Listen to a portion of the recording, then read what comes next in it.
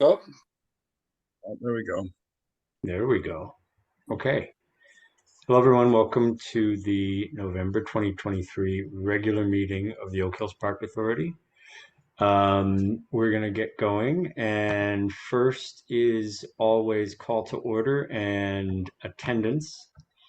And I'll just go in the order I see on the screen and just signal your presence by saying here or present or whatever. Alan Dutton, Yeah, Rich Dellinger, here. Denise Brown, Here.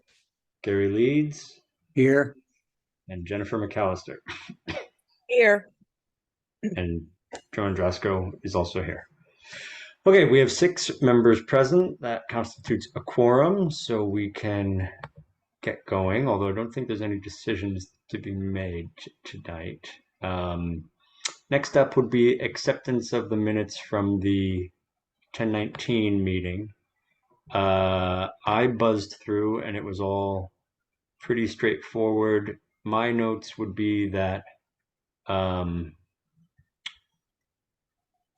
was in terms of attendance, there should really just be a category for other attendees, and we should note that Don Mastronardi from DDSA was there. And then in public comment, I noticed the name was misspelled as Mastriana, and it should be Mastronardi. So we can make that change. And I think that was the only time that showed up. So that wasn't any major thing. And I also noticed, Rich, you sent through some edits based on the recording to the tennis committee report that you delivered. And what's on there is from the previous meeting, so it should be deleted. Right. Because it was left over from a previous meeting. Yeah, so that should be at the top of page, which is this 6 of the document. The tennis committee report should be replaced with text that you sent through, and I think we can get that to the what's it called, Telesco people, and they can maybe note that in the beginning part of the minutes for this meeting. Thank you. Okay, and Joe, I did not attend that meeting, so I should not be in attendance. Oh. And also somewhere in the document, it shows that I second a motion, and so therefore I did not second any motions. Indeed. And we can go through and make sure that that gets captured properly and that the proper second, we can just look at that portion of the meeting online and find out who did second it. So, Joe, any others? I didn't come on to the meeting until the executive session, so I was not there at 7. Oh, that's true. That should be noted in the attendance part that Denise Brown joined around whatever time that was. I think it was 8:30 or something like that. So we can make that change too. Mark, you probably have the most experience with this. Do we send a note to the Telesco people, or how do we get those? I was just on my work email. I'm going to forward on the everything else was just discussed, but the part from Rich that I will send on to them directly right now. Okay. I noticed they're not online. Yeah, I know. I'm surprised. But they sometimes they watch it on YouTube and then do it that way. It's easy now. Yep. Okay. Any other thoughts or comments on the minutes?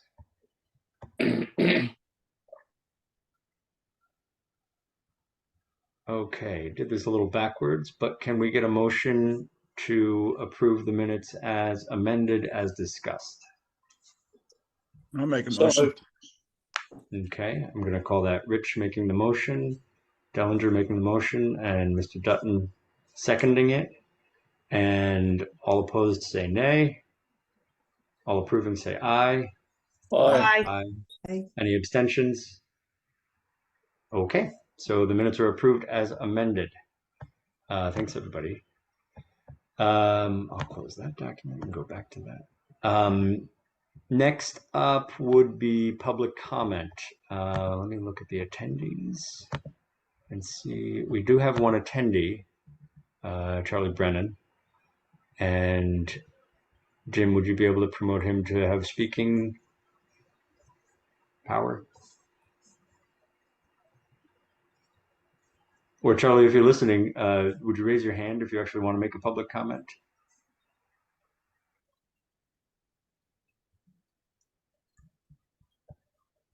Okay, yeah, I see the hand. So if we can promote him to be able to come through audio, that would be great.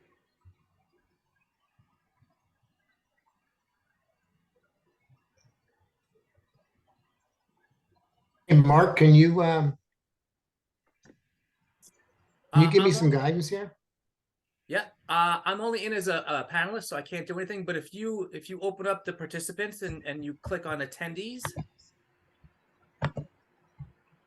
Thank you. you got it.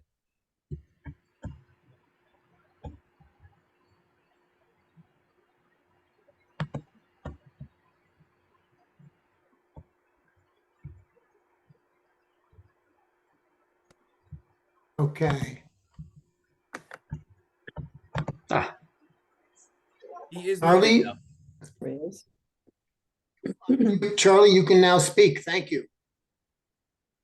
you are on mute right now, though, so you'll have to come off mute.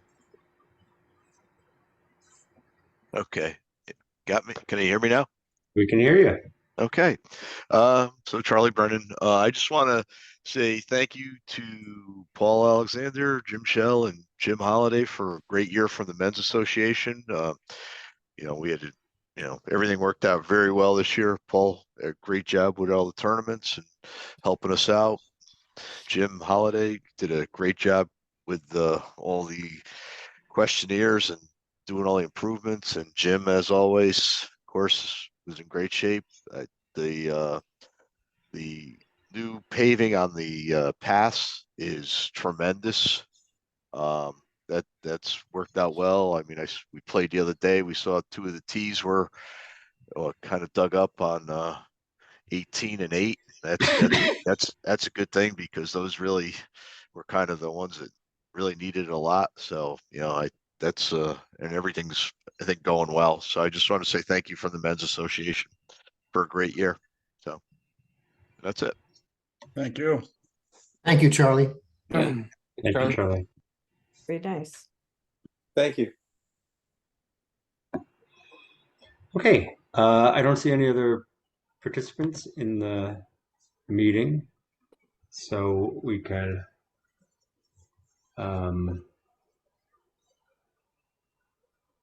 close public comment. I think the proper approach is to put Charlie back into attendees rather than speaking, and then we can move on. But while Jim does that, we'll go to report of the chair.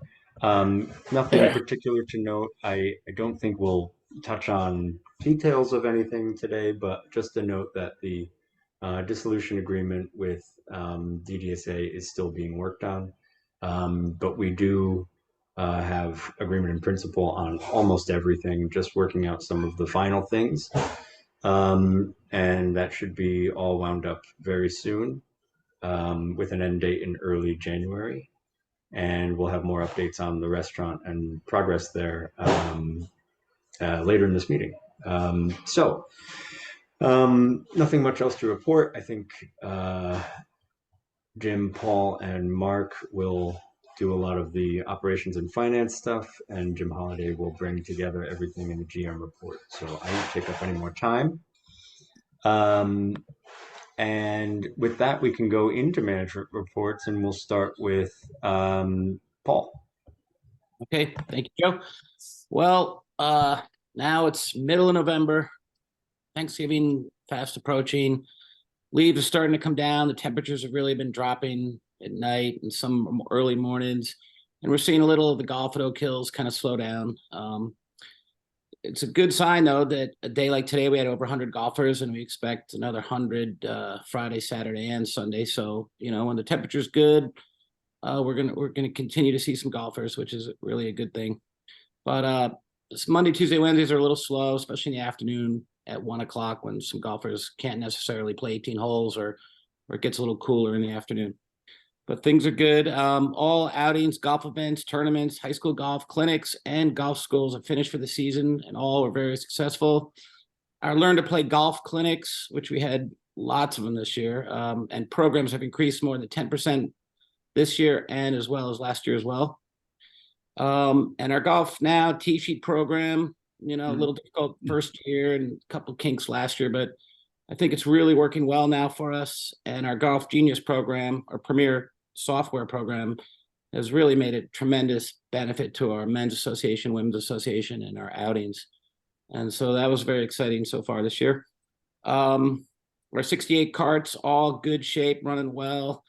And I have been very impressed by Club Car this year and last, how they continually come to really maintain them on a moment's notice. They're always fixing our carts. So with Eddie's help, they're really in good shape after 3 years. The golf shops had numerous sales this last month to move some of our 2023 merchandise out and make way for the 2024 new spring product. It's going fairly well. And very excitingly, we have purchased 2 new commercial hitting bays for golfers to warm up in before their golf round. And we're seeing them being used plenty. And I expect next year, when word gets out a little more, we're really going to become popular at Oak Hills.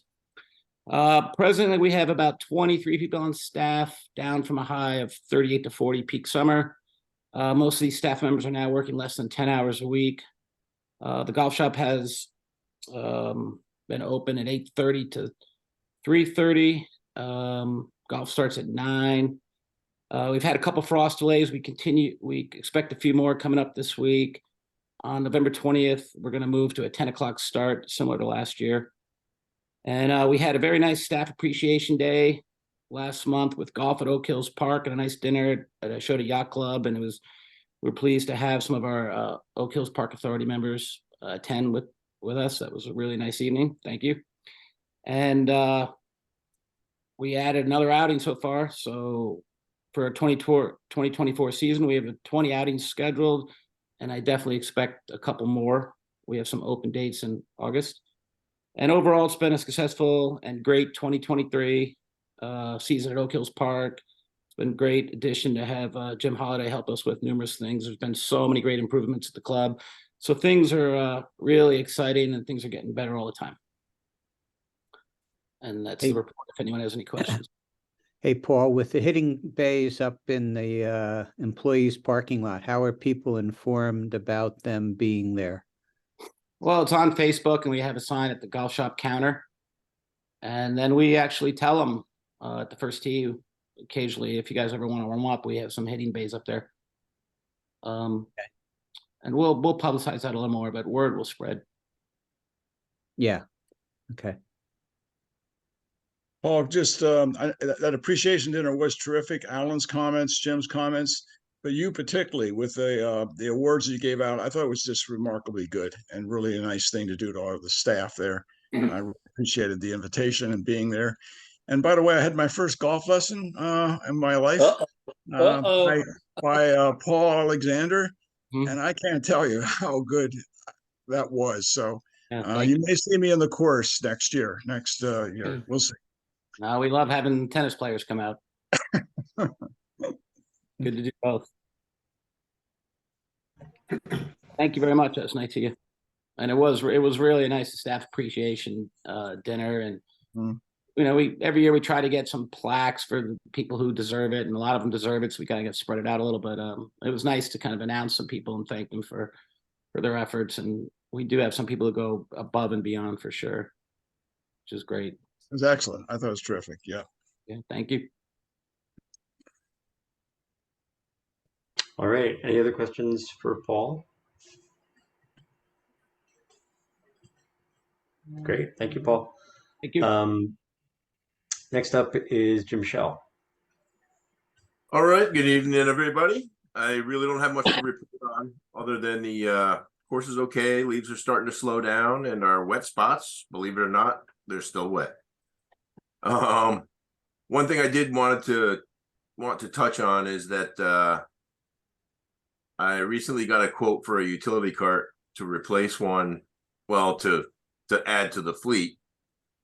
We're really in kind of a cart crisis at this moment, and we're waiting for parts, and they'll come in and we'll be okay. But it's just a reminder that we are desperate for carts, and we do have one in the commercial debt schedule for $12,000. Price went up, so now we're looking at an increase of $37.76, roughly $3,776. I just wanted to let you know that we will be saving $1,100 on the tractor bucket, which is also already approved in the commercial debt. And I'm guessing we're going to be talking about bunkers in new business and not right now. So Jim, always nice to have a 33% increase on an item. That seems a lot. You know, say 3,777 on a $12,000 item. Wow. Yeah. This is supply and demand. Huh? To make sure I understood that too, it went from 12,000 to 16,000. It's I think we had budgeted 11.9, which is, I don't want to say it's an old number because we came up with it last year, but yeah, right now it's 15.8. Same product. Well, it's electric. Boogie woogie woogie. The product before was gasoline. Okay. I can't lie. Okay. That's leading the target. So, okay. So I just want to confirm, is it okay then if we go forward with that? If it's a little bit higher than the budget? When was it scheduled? For some reason, I took from Jim that it was scheduled for next year's budget, but maybe 2024. It's in fiscal year 24. Yeah, it's in this year. Oh, that's this year. Okay. Yeah.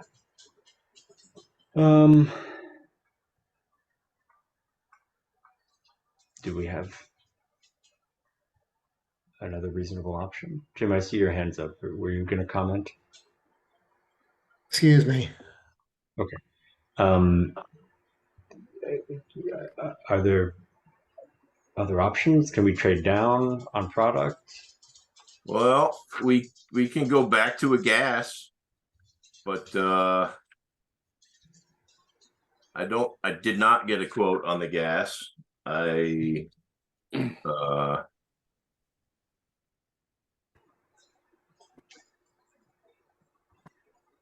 Jim, am I wrong in saying that when we spoke about this, that you said that I think you have a similar one there and it's so much better than the other ones?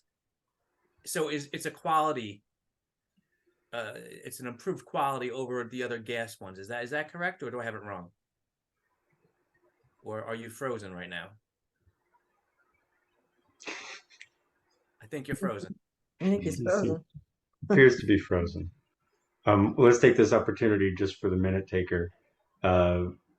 Authority member Robert Stowers joined at 7:20, so we can add that into the minutes. Hey, Mark, if we overspend by this 3,000 or 4,000, are we underspending our capital budget somewhere else? We can certainly do that. We also, as Jim just said, there'll be $1,000 offset on another item that's in the capital, the commercial debt budget as well. So, take that 1,000 down. This month we beat budget again, so we can always choose to go over by a few thousand since we're, our net profit is much more than a few thousand over budget. So I'll leave that out there. Yeah, just a word of warning. Did we not agree to buy a new piece of equipment that wasn't budgeted at the last meeting or the meeting before to add to the commercial debt, Mark? That is true. It was one of the big mowers, a rather expensive item. That is a fair point. Yeah. I mean, I just want to throw it out. I'm not saying we shouldn't do it, but I just think we need to be a little careful because we're not just talking about this year. We're talking because it's a 5-year plan, right? Pretty much. So what I can do then is on our capital expense budget for the year, we have something like $40,000 just sitting in a general reserve. It's not allocated anywhere. I could just take that down to offset it by the overage here. I think the dog agrees. I agree. That's mine. Sorry, guys. Yeah, but It's if okay. we have some, you know, unauthorized or not unauthorized, undesignated, we ought to use that and then take that down. I suppose I disagree. We haven't really talked strategy on that general reserve, but I do view that a little bit more as for emergencies, for contingencies. This is a contingency, but it's not a sort of emergency. So, you know, this is a $3,000 increase on the principal of our corporate financing, right? So this doesn't seem particularly material to the finances, especially being spread out over 5 years and Well, I'll be locking in honest, an Joe. If the amount is only $16,000, interest rates are going up high. The last one we just got was 7.5%. I'd rather just buy it outright, and that will then flip over to our commercial debt. It's the same bucket at the end of the day, but I'd rather pay it straight out. For me, the larger items, 50,000 and up, is where we would definitely need to finance. But for something like this, I'd rather do a straight purchase. The other one too, the bucket he's talking about is like 9,000. So is the $16,000 price tag a capitalized amount? Is that the amount including interest on the financing? No, sorry about that, guys. I got kicked off No, somehow. that's okay. Yeah. Not your fault. We just continued discussion, but I don't think we hit anything that we needed you to answer. We may though. So that's not, it doesn't include interest. And so we would pay 7.5% per year on the 16,000 if we finance it. Yes. And not if we buy it I can't outright. confirm that. I can't confirm that rate exactly. It's what we just got when we got the big mower a couple months ago. I would imagine Sure. it's kind of probably right around there. Yeah. Sure. More than we'd be earning on $15,000 in the bank, though. Whatever rate we're paying. Mhm. I might have that information, the rate information here. Okay. I'm pretty sure I'd I like to do. take this opportunity while Jim is looking for the rate information, just to anecdotally, I was in the shop yesterday and I was waiting for Jim, and I ran into Glenn, his mechanic, and I said, Glenn, so could you work like, around the clock here? And he said, today I could. He had two carts down waiting for parts. And We have more than that down. yeah, I mean, it's, behind and beneath it all is the maintenance of the golf course. And There's I another just- factor there. Sorry, Jim. There's another No, go factor ahead. there too. If we do start moving towards electric carts, there is no maintenance, fill the tire, make sure the brakes are good. And when the batteries die, they die. That the maintenance is blown at one point when we need batteries, and that's it. And it's I'm not just lost curious- on me that electricity is a bit cheaper than gas. I'm just curious. It seems like every month we come up with another piece of equipment. As you go forward, what's your kind of forecast of what other kinds of equipment you're going to be needing down the road? We do have a commercial debt schedule. I don't know if that is shared with everybody, but I do have a schedule and it changes every year. It's like it's an evolving, it's a living list of things that I predict are things we're going to need sooner than later. Yeah. And it's part of the budget Excel that gets distributed. And just to be clear, this was budgeted at Yes. 12,000, but it looks like it's costing 16,000. So I would be supportive of buying outright at 16,000 if we're pretty sure that the 11 or the 12,000 was an uncapitalized number and the 16 is an uncapitalized number, i.e., that they don't include interest payments. Mhm.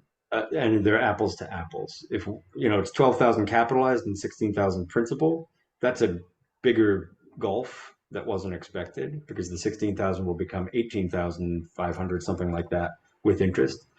And that's a little bit bigger bridge to gap, like the $5,000 threshold seems to be something in my mind about, something we wouldn't want to necessarily do. And then, if we take the bite and buy it outright, we would be pulling that into a now expense fully rather than 1/5 expense in FY24, and saving in the future. And I think, for a product that I assume has a useful life beyond 5 years, Jim, is that true? Yeah. Yeah. Even with battery considerations? Well, battery, they're lithium. So generally, I think we're talking about 6 or 7 year life on the battery. And that's what I mean, where we don't have any maintenance for the life of the battery. But once the battery goes, then boom, there's our one maintenance expense.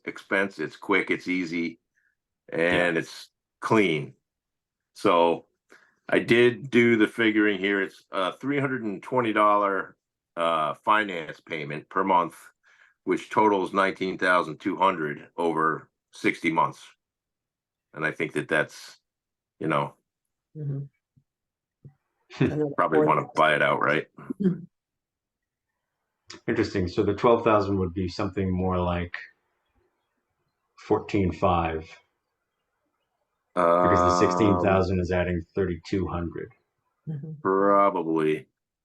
And Right. so in reality, not ignoring time cost, we would be talking about a $1,500 difference between the 14.5 capitalized that we budgeted and the 16,000 now. I think this becomes a little bit more clear to me on how to proceed, and therefore I would be supportive of just buying it outright at the $16,000 price tag. Great. Any other? Well, I'm not the Yeah. decider. This is a group. But any other thoughts or concerns about it? I don't have any concerns, but we had $20,000 as general reserve for unplanned items. So are we using that line, or how are we handling this? From the accounting perspective, I would say it can come out of operational expense or go into operational expense, however you want to think of it. Only Well, no, because the cash it was- position projected for the end of the year is 12. stronger than budget. 12,000 of this, Gary, was planned. Well, So- I see it in the commercial debt area. So the purchase of a new vehicle like this would be capitalized. It would be capitalized. It would not be able to be put through as an operating expense. Oh, Right. And so what would happen at the end of the day is most likely we'll come in under on our commercial debt items and Right. possibly over. We can choose to do what we want with our CapEx items. Yes, so we planned, I can't, it looks like we 274. had $61,000 of financing items. So we're gonna take 11,000 out of that. So now we only have 50, and if we use the unplanned capital of part of that 20, then we're stay within our budget, and we're saving ourselves interest in the long run. Yeah. Right. Very well said. And on top of all that, another $1,000 being saved for another item on the commercial debt as well. So, but it is Right. offset by the part that what Alan brought up. We did get a large item in the commercial debt that was, I think, originally scheduled for a year or two down the line. So at the end of the day, it was still going to be a little bit over in that, but there is ups and downs here. Yeah. So this is one way to reduce that overage Yeah. in the commercial debt area and just use up part of our unplanned capital.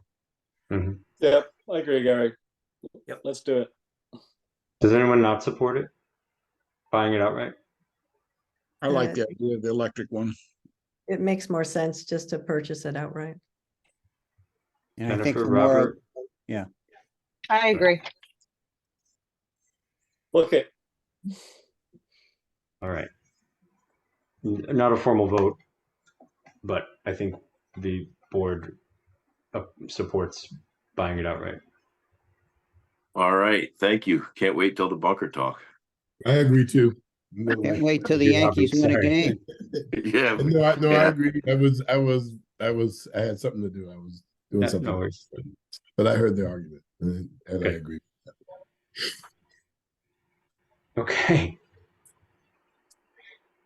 Wasn't technically new business, but got it done, Jim. I am done. Does anybody have any questions? Yeah, I'd like to make a formal complaint about Jim Shaw wearing the New York Yankees.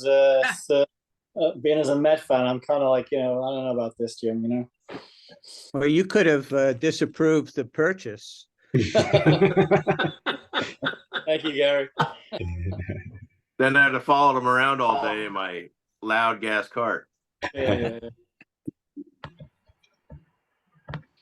Okay, thank you, Jim.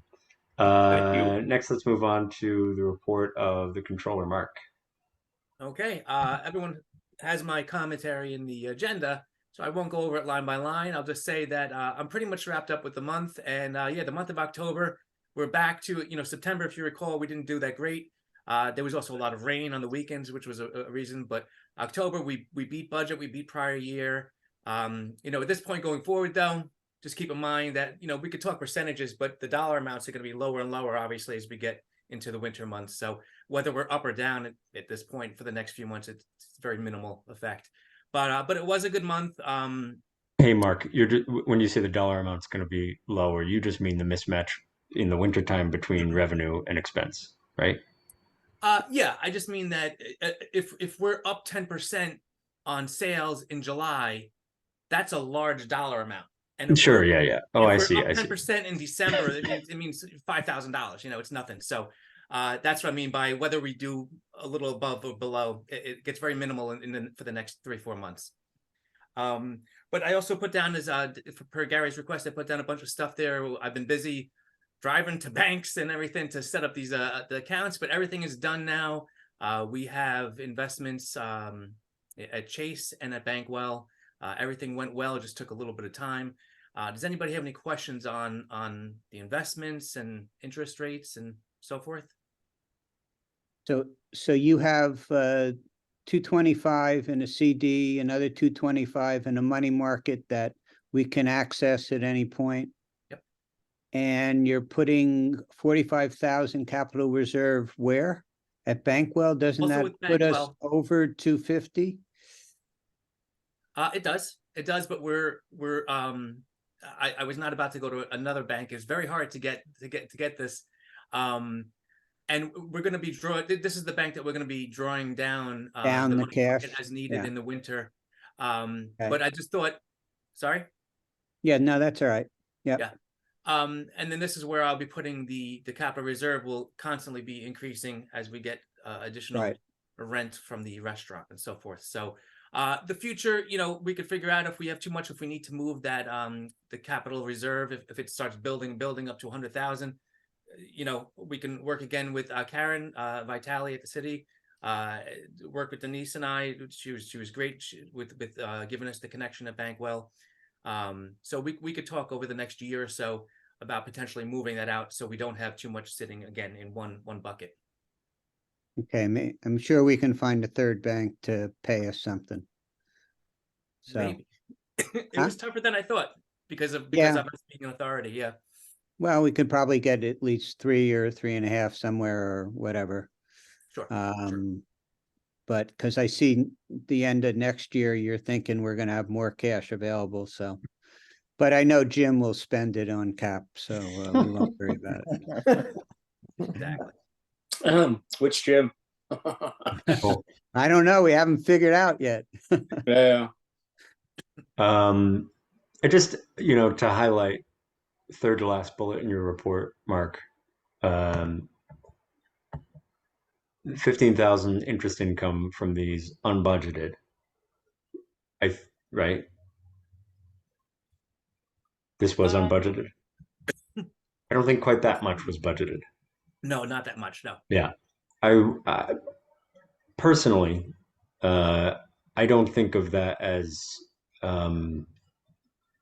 okay, let's go spend 15,000. So I did intentionally keep myself away from saying, yeah, well, we can spend 16 on the cart because we have 15,000 in income here. This is really letting our money work for us, and we should think about it and budget for it accordingly in future budgets. But it is going to be a little bit of a tailwind this year. So that's just a good thing. Just take it as a win. Doesn't this go back to Gary? Don't we have to thank Gary for coming up with this We have idea? Gary to thank. Yes, absolutely. Yeah. So kudos to Gary really Gary. pushed. Gary got this whole ball rolling. So yes. Yeah. Very good I just point. want to thank him that's a lot of money for 1 year. That's Yeah. A lot of rounds. Okay. Any other questions for Mark? Thank you, Mark. On to Jim Holliday, the report of the general manager. My report was a report that was actually distributed to all of our members. I'm certain that you've all had a look at it. And Charlie was very kind to point out the improvements that we've been making. Everything that has already been discussed. The only thing that has not been discussed that I alluded to in the report was the last and largest item, of course, which is restaurant news. And I will just say that I've spent the majority of my time in the past month on this issue. It's a big one. It's the biggest one. It always has been the biggest one from before I was hired. I knew it was where my focus would be. And it's really great, honestly, to be digging into this thing and having the RFP go live yesterday. I'm in the restaurant a lot. Our current operator of the restaurant is not in the restaurant a lot. I'm not sure if you're aware, but the kitchen is closed. It gives me a lot of freedom to go in there with prospects, and I've been taking full advantage of that. So that's pretty much what I've got for tonight. Great. Any questions for Jim? So Jim, I like the survey that went out. At least we're getting ahead of we're getting some buy-in from our patrons, and obviously, I'll be really interested to see what comes out of that, or what comes back, just to see from what people are looking for, what they want. But I think it's great that we're actually going out and talking to our people that actually use us, so we can get their input and hopefully act accordingly. Yeah, and Alan, we fully intend to share that input with our top prospects.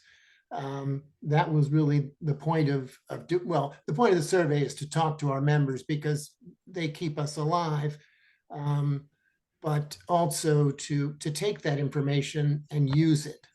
So we're already getting good responses from the survey, and so that's going to be very helpful to us in our main quest here. Just a quick question. If the kitchen is closed, when I drove over here, the loading dock door was cracked open, lights are on inside, and the front door of the clubhouse was open. Oh, the bar is open, Jim. Oh, okay. Right. No cars though, anywhere. Okay. Jim, I really appreciate sending out that report to all the members and a survey as well. But I know there was some problem with some of the members. You mentioned a number, especially Optimum users. Do you know how that stands? How many of those members don't get it because they're on Optimum? And were you able to resolve that? Yes, I do know the number. It's 433, and just over 400 of them are they're valid customers. They're there all the time. And unfortunately, Rich, we have not been able to resolve it yet. It unfortunately goes back to those Optimum customers going back to Optimum and updating their accounts because they were notified that the optonline.net emails were being dropped, and they needed to, if they wanted to continue to use those emails, they need to convert to optimum.net, I think it is, or Optimum. Well, going from OptOnline to Optimum dot something or other accounts, and they needed to speak to Optimum directly. Optimum would not allow, on our request, they would not unblock their customers on our request. It needed to be done from the customer's end. So a little frustrating. Hopefully the Optimum customers will take that initiative. Optimum's a real pain in the neck, a real pain in the neck. Just to clarify, for someone who's like a member, and I know they don't get these emails that I've referred to them about, do they have to change from Optimum, or can they contact Optimum somehow and unblock it? They can contact Optimum and they can upgrade or update their email account by switching from an OptOnline address to an Optimum address, and they can request of Optimum that the emails from oakhillsgc.net and one-to-one-marketing.com not be blocked. And we have posted that on the website, and we have also left a notice in the pro shop so that everybody that comes in should be aware of it. And the only thing we can't do is we can't email those customers for the obvious reason. So that is on the website. I didn't realize that. So that's a way is. for they can look at something or go to the pro shop and they can see what is involved. It is, Rich. We've added under contact us a category for critical news. So it was a pop-up, and now Paul suggested we do that to add categories, which we did. And also under course, we added the manager's reports, which I'm going to generate regularly, so that though they will be archived, we'll have all of them. Okay, thanks. You're welcome. Jim, I have a question for you. Jim Holiday. So you said the kitchen is closed. That means they're not serving food, or do you mean it's just a bar now? What do you? Yes, and yes, Denise. I was notified 2 weeks ago by Lisa that the kitchen would be closed, but the bar would remain open from noon until closing. And I thought that she just meant for the week. And so I reached out to her earlier this week, and she said, "I thought I told you." And then I explained my thinking. I said, "Yes, you did. I was just not aware that you meant permanently."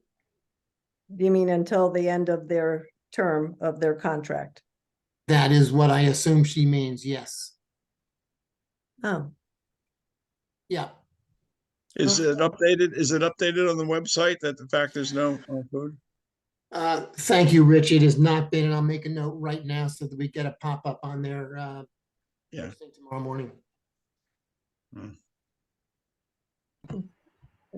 Jim, out of curiosity, and just quick answer, how many people or email addresses did the preference survey go out to? 5,100. Okay. Oh, that's good. Should be a good number. Broad survey, yeah. Any other questions for Jim? Okay. Yeah, Jim, did you change the call director?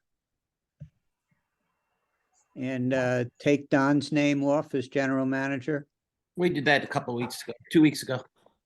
Okay. Thank you, Paul. As well as some tennis number there. Oh, I never got back to you, did I, Paul? Oh, right. We took care of it. Apologize. Sorry. Okay. Well, Denise, you're up next with item 6A, the tennis committee report. Okay, hi, everybody. Well, so our tennis season is over. Jim is working on closing down the courts. I think, we left courts 7 and 8 open for whoever wants to come and play temporarily, but basically the season is over. And so, Jim, you can start pulling everything down, the screens and everything, that any way that you see fit. Thanks for leaving it open that little extra time for us. Appreciate that. The few players appreciate that. You're saying I can officially close them all? Well, I mean, I'll leave the other 2 open. We're not you gonna can have leave those 2 open, but the screens and everything else that you want to take down, go Yep. right ahead. And if you close courts 1 through 6, I mean, you can, if you want to pull the nets off and all of that, that's, fine. Okay. Since it's locked anyway. All right. And so, our 2 fall programs that we had, the youth program, I think it went well. I think our biggest obstacle was rain. So we got rained out on days and trying to reschedule. We had a lot more rain this year than we had last fall. So, it's hard to kind of get the kids all together to schedule them back for another week. I mean, another day or a different day. So I found that was kind of a little frustrating, but I think the parents, talking to the parents, we really didn't get too many complaints. I think they went with the flow of it, realizing that it was kind of out of our control. So we had 32 kids with the program. We brought in $4,500. We netted $4,500 for the supporters account. So pleased with all that. And the USTA program that we ran for the youth program, we had 12 tournaments scheduled, 3 got rained out, so we wound up holding 9 tournaments on the weekends. I want to thank Rich. He came and he helped out with the registration and with the kids.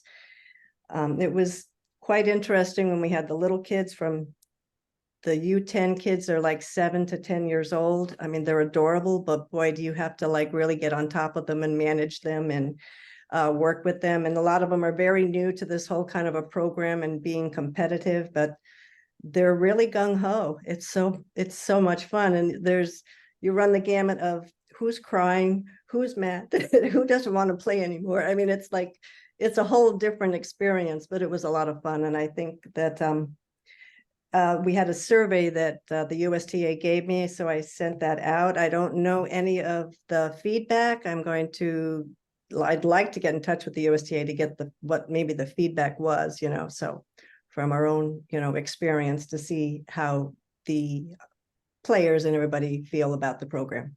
I mean, on our end, I think that we did a fairly decent job for a brand new program that we had never done before with the tournaments.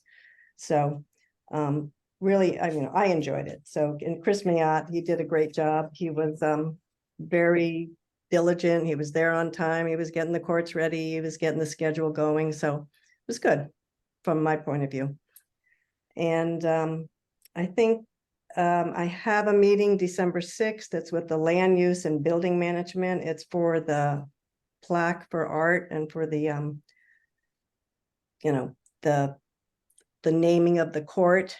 And then after that, apparently there's a public hearing. So I think if I had any idea of the process that this was going to take, I may have just said, let's have a gathering to honor art, and so be it, because this has been 7 or 8 months now with whatever the whole process. So it's been quite a process. So I don't know what a public hearing is going to be for you. Anybody here ever have to have a public hearing over anything? Is that all because of the naming? Do you know, Joe? Yeah, it's because of the naming. Yeah. That's the rules that they've made up. And I'm sorry that if I knew a little bit more about me being new at that point, knew a little bit more about which committee it should go to. It came to Parks and Rec, and it languished there for a little while. People, some of the committee people kept saying, well, it goes to land use. And so we tried to send it to land use, and it just kind of languished. But I'm sorry for the length of time it took. It shouldn't have taken that long. Yeah, no, it wasn't your fault. It was just kind of inexperience on my part, not knowing exactly where I had to go and who I had to talk to. I was I was emailing the wrong people. Yeah, but we should be there. Finally, I to got tell- the right people and, you yeah, know, yeah, we should be there to tell you though. Even some of even the committee person who was the committee person didn't know it went to land use. So, so you know, it was, I don't know, it was comedy of errors, but it won't happen again. I probably We won't, definitely I appreciate it. probably won't do it again. So, but a public hearing is like a Zoom meeting that they just review Yeah, it? it's a Okay. Zoom meeting. It'll go quick. Not many people show up, or sometimes nobody shows up. Okay, Yeah, you have to put it into the papers, and you know, there's a whole instructions on how you do that. So okay. if you want to know how to do it and you haven't done, you can call Ken Hughes, and he can instruct you. I'll call Ken. Ken, Okay. yeah. Yeah, we have to do it for our fee increases. Anytime we set fees, we have to do a public hearing, and do a public hearing for the master plan that was adopted. And I'll probably have to do another public hearing for the tree canopy master plan that's going on right now. And so, yeah. There's no fee to have this done though, right? For, Yeah, there's a fee, there's a paper fee. Yeah. oh, there's a paper fee? Okay. Yeah, there's a fee when you put in the paper. Okay, and I don't know if you have anything you'd like to add, Rich, about the pergola or, you know, anything else that you feel you'd like to mention? Well, I know that they were going to do a dedication to Andy Gillard in the fall. They're deciding to do it in the spring, but they also came back. They didn't know if they don't have money left over. I don't know, Mark, what's left exactly in the supporters, but it sounds like they have enough money to paint at least the metal structure, and they're planning to do it in the spring. So I was glad to hear that. Takes it off our plate after we decide the color, which is another thing. I did call Art Goldblatt's wife, Anne, and told her about the delay, so she's aware that we're looking at some kind of spring dedication, hopefully. Okay. Oh, I was under the impression that the money that was left over was going to the somebody else, like there was $7,200 in there that is not supposed to go to the- used, and supposed to wasn't be it supposed, Mark, going some, Sorry. Go- wasn't it supposed to go somewhere? Yeah, Sorry. I think it's gonna go to the architect. I just got Okay. an email on it, so I need to just look at it, and then I'm gonna have to write that check, and then that takes care of all the funds that came in that were specified to Andy Gillard and the pergola. And Right, then so we'll still I don't have know if there is money for painting from Andy. Oh, they said they would paint. Said they would paint. So that's all I know. He Oh. put down, he said he would paint. Okay, And just one thing to add on to Denise's report there, you'll notice in the financials now, thanks to the tennis program that was run by us, we haven't done that since I've been here, but there's now a tennis, you'll see a little section in revenue, and at the bottom of the expenses, there's some tennis expenses as well. So you can get your little mini P&L for tennis to see how profitable we are. yeah, we netted what, 1875 in our little tennis revenue from our USDA program. Perfect. What percentage of the budget is tennis now? Are we above zero? It's like one.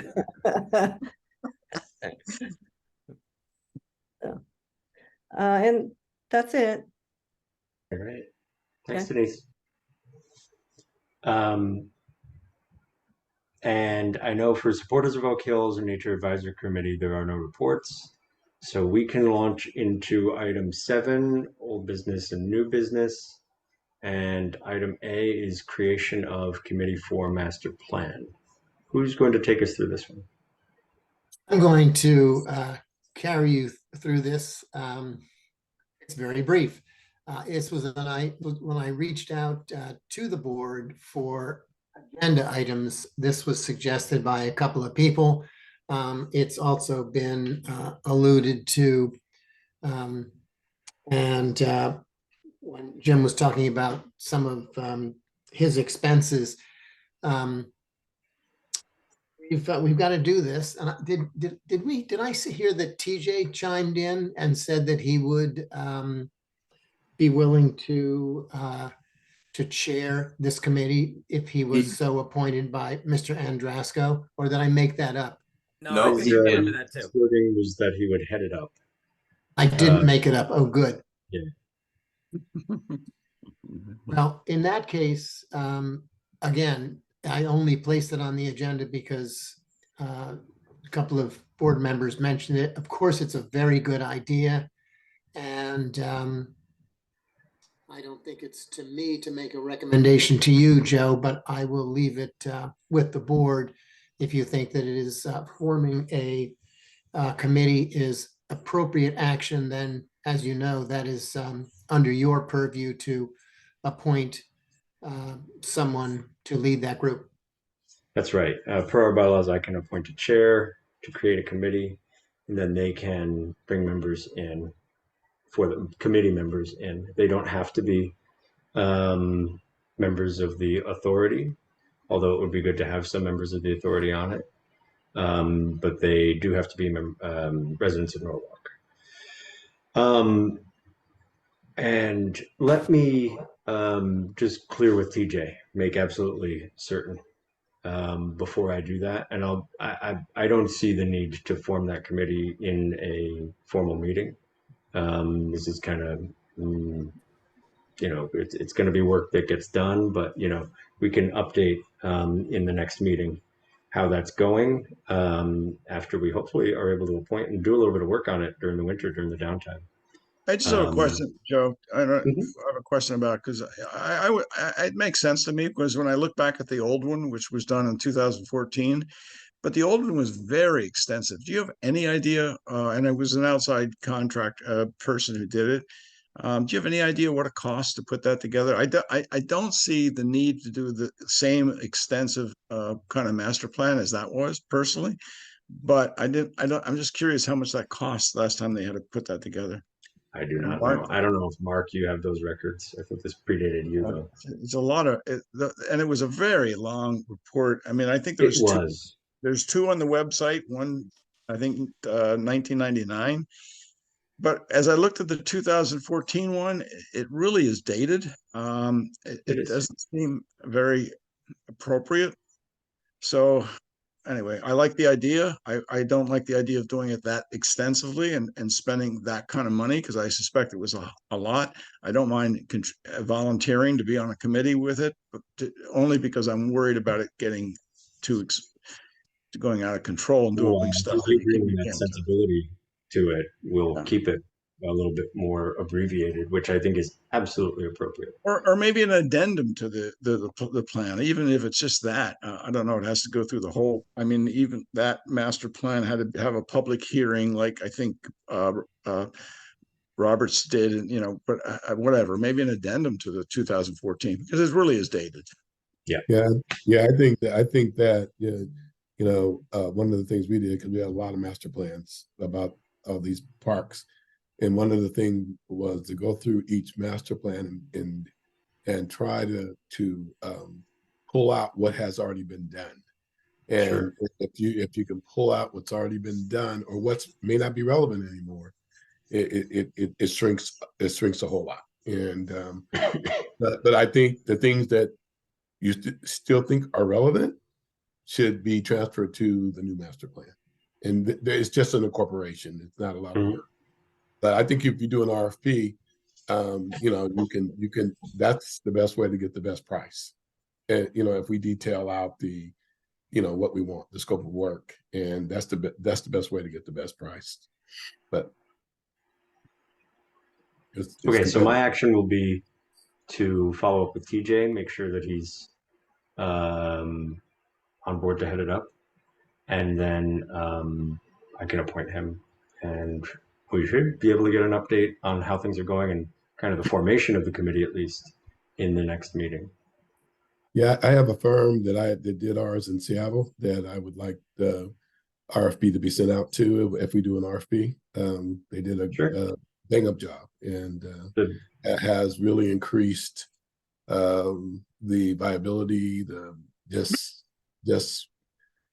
their recommendations, their pricing models have really just increased our municipal golf courses twofold. They've almost doubled revenue in the last, I think it was done in 2019. Yeah. So great.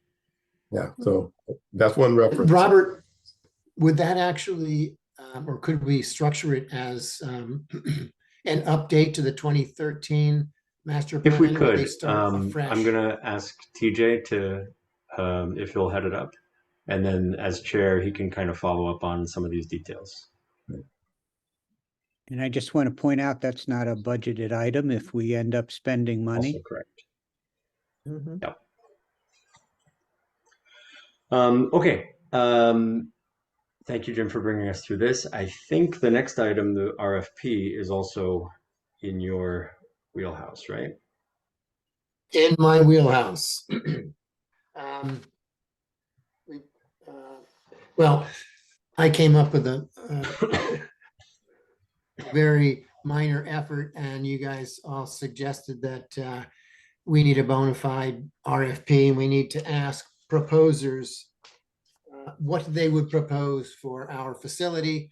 And so I went to the purchasing department of the city of Norwalk, and I'm working with a capable young man named Chris McCauley, who sent me the RFP from 2018.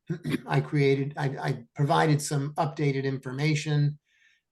We buttoned it up to be relevant to 2023, and the finished product was released yesterday afternoon at 4 p.m. So now we wait. Just some critical dates. The date for return of questions is December 5. There is a non-mandatory walkthrough on November 28th at 2 p.m. And the electronic version of the proposals are due on December 12. The written versions are due December 14, and the proposals are opened at 2 p.m. On December 14 as well. So that is the process as I understand it now. I'm not exactly sure what happens on December 14th, but I'm sure that Robert could tell us, because he's probably been through this process 100 or 200 times. There was one other comment that now has escaped me. Oh, yeah. So in speaking to Chris McCauley, any of the questions that come in relative to the actual project as opposed to the grander RFP will be directed to me. So I'll be able to keep a running tally of all the parties that are interested and that have questions. So I'll maintain a list of their names and contact information to provide to you. So that's what's going on with the RFP specifically. In addition to that, I do have 6 prospects that I have been speaking to. All of them except for one have looked at our facility, and they're actually coming at noon tomorrow. That is comprised of 2 operators of golf course restaurants, and then 4 other restaurateurs who have come to me, or I've sought them out. So, and I'll be continuing to visit and reach out to other local golf course restaurateurs to see if they might be interested in the RFP as well. And I think that's all that I've got for you. I'm happy to answer any questions. So Jim, I tried to download the RFP, but unfortunately, I don't have a business or an organization and stuff like that. I know, Gary, you had the same situation. I couldn't get into it. So have you downloaded it? Do you have it? And can you download it? And can you send it to the authority? I can circulate it if you'd like. I have it. You've got it, Denise? Okay, could you? Yeah, and I subsequently got it also, and I have a couple of comments when you're done. Okay, if Denise, if you could send me a copy, I'd appreciate it if that's possible. Absolutely. Thank you. I do have a question, Jim. So reading it through, the agreements is with the city of Norwalk and not actually with Oak Hills Park Authority? I mean, it sounded like the city would go through evaluating the applications and select like 3 or a limit, you know, break it down to maybe 3, and then it would go to the common council to vote on and stuff. Where are we in all that process of, does Oak Hills Park Authority select, or is this more of a city of Norwalk now? Well, that's a great question, and I had the same question myself. Yeah. And I don't- I go ahead, Robert. I don't think so. I think what happens is, you know, that City of Norwalk's information is on all the forms. So that's probably how that happened. But I think that at least it should go this way, and that is there'll be a project rating committee, which would include 3 or 4 of people that Jim or the chair wants to be on that committee. And you would go into I keep forgetting the thing, fireside or some, well, it's a format that you go into, and there's criteria, and you rate each of the candidates. And then prior to that, or within that time frame, you actually pick out 2 or 3 finalists you want to talk to, and then you interview them over virtually, or you interview them virtually. But I think it's all you got. It's all us. I think, you know, I think that it's just the forms that they have. Now the city attorneys may be involved in actually helping you to draft an agreement, but that's the process we usually go through. I go along with Denise. I mean, if I was a bidder on this, I would think I'm contracting with the city of Norwalk. This looks more like we're going to pay for something that they're going to provide, that it's not even a lease. The whole agreement was very misleading, this proposal, a request for proposal. So it doesn't look like somebody is going to be leasing our space. The only pages that are relevant are 27 and 28. I mean, and some of the information they ask about in data and backup and all of that stuff, it's like, it's intimidating, and I wouldn't want to even touch it.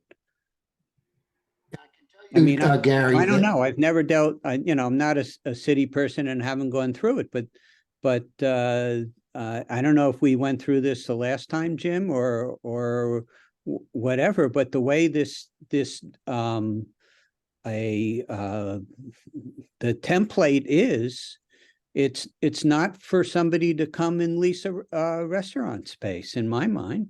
It's somebody who we're gonna pay for some sort of service. Appreciate that, Gary. It actually was the same document that was used in 2018. And I also thought that it may be intimidating to people. And all of the 5 folks that I'm dealing with that have that have seen the application, I was delighted to say that none of them are intimidated by it. Great. And I told them that, you know, there are about 5 pages, 27 through 30, that are what is the crux of what we are looking for. And I suggested that they, first of all, have the document reviewed by their attorney. And I told them that I would sit with them, or I will do whatever they would like, so that I'll walk them through it, so that they will become comfortable with it.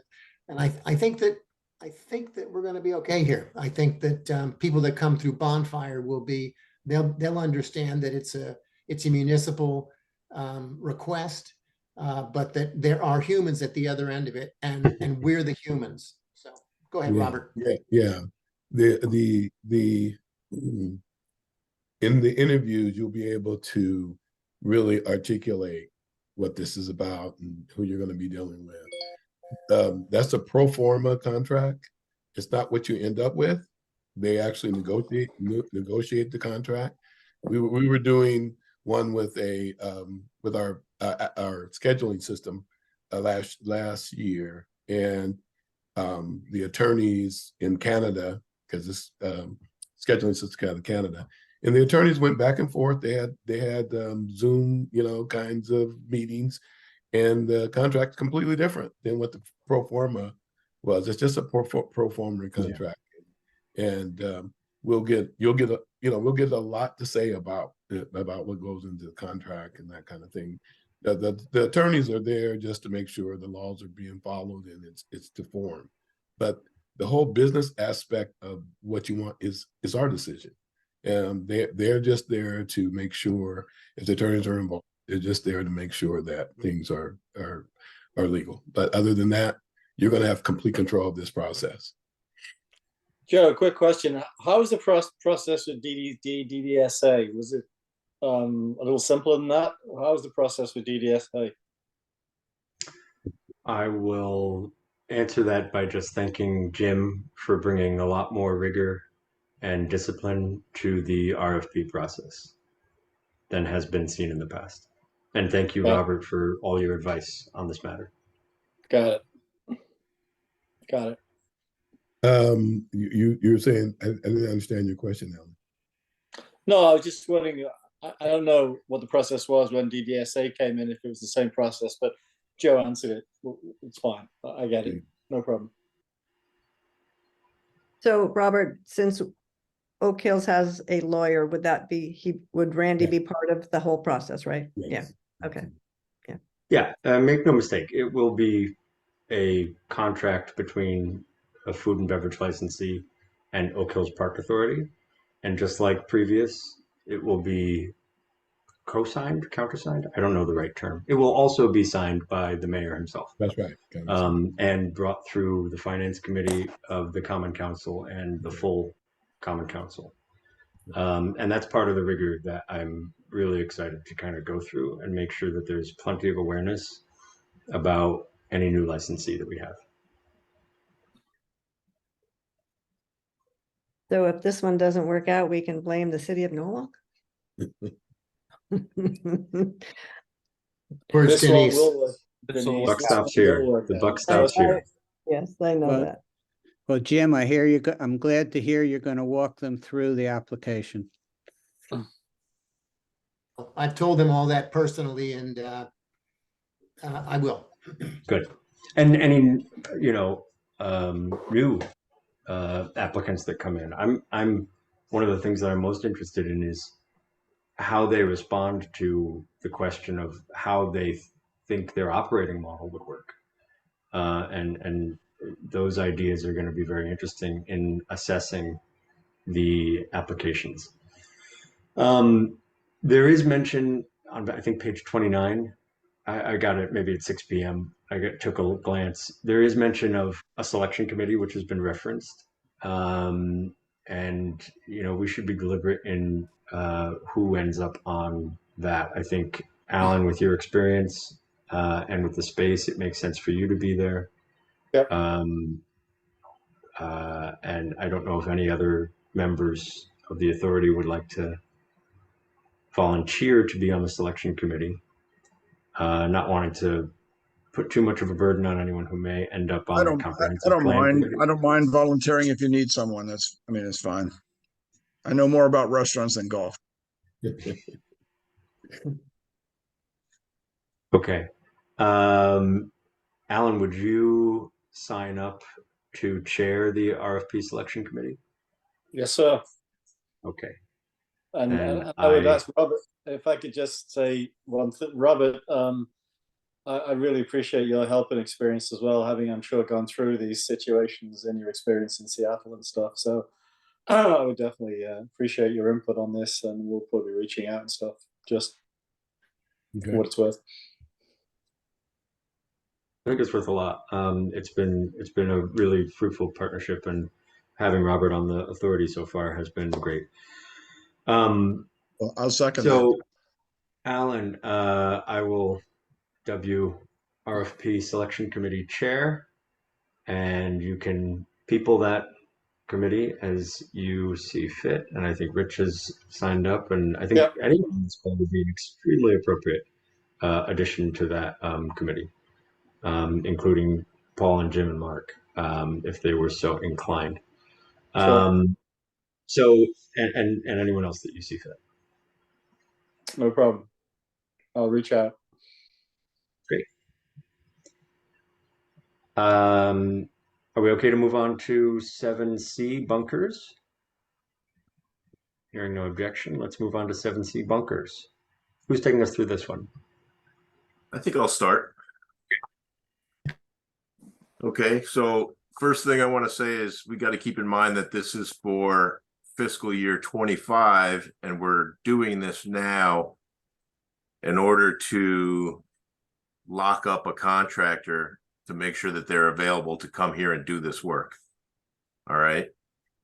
So I don't know what you guys have all heard, but the original quote we used to ballpark the bunker work came in at $13.25 per square foot for the actual bunker work, none of the periphery stuff like drainage, any kind of irrigation extras. So with the $10,000, well, no, actually, the total for that bunker work would have been 171 grand and some change. And with me guessing at supplemental costs, I was going to ask for $205,000 tonight for, preliminary spending approval for next year. But between yesterday and today, I received a quote that totals, all things included, $196,413. All the labor, all the materials, mobilization costs, irrigation additions, hauling off the property of all the dead materials. It includes a $10,000 contingency just in case we find something that creates a problem for us that we have to spend money on.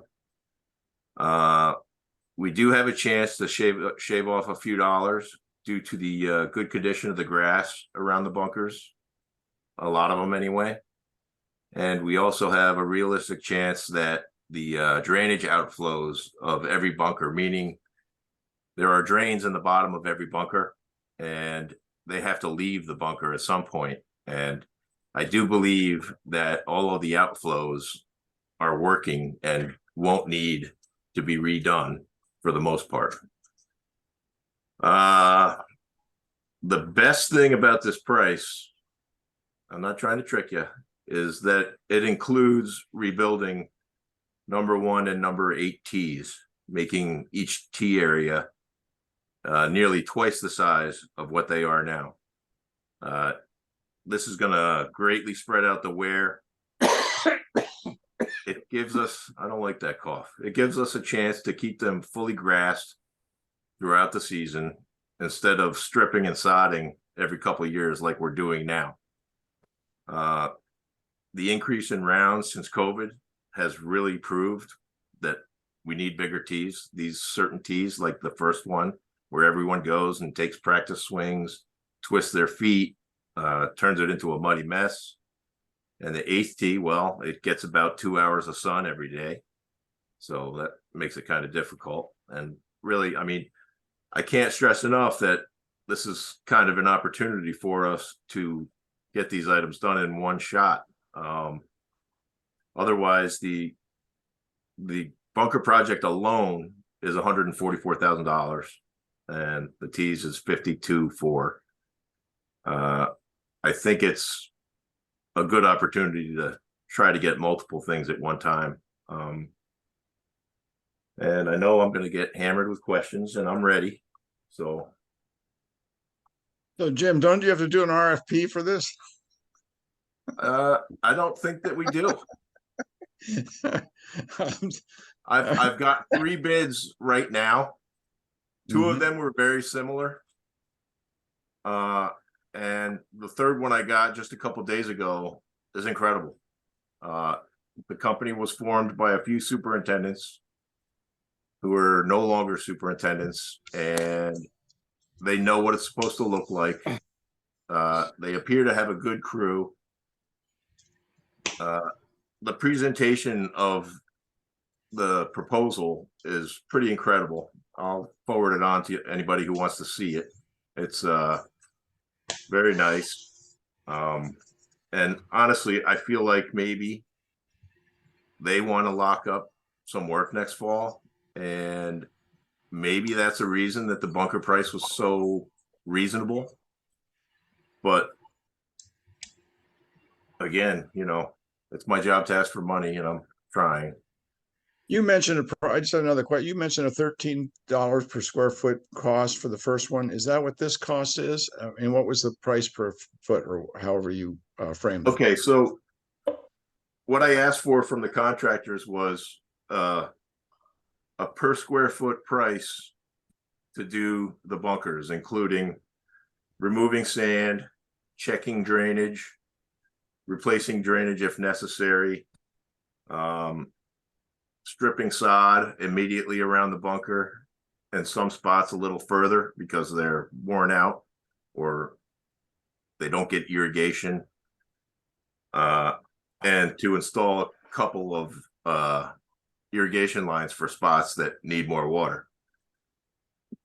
So the first one I got was $13.25 a square foot. The second one I got was $13.67 or 57 per square foot.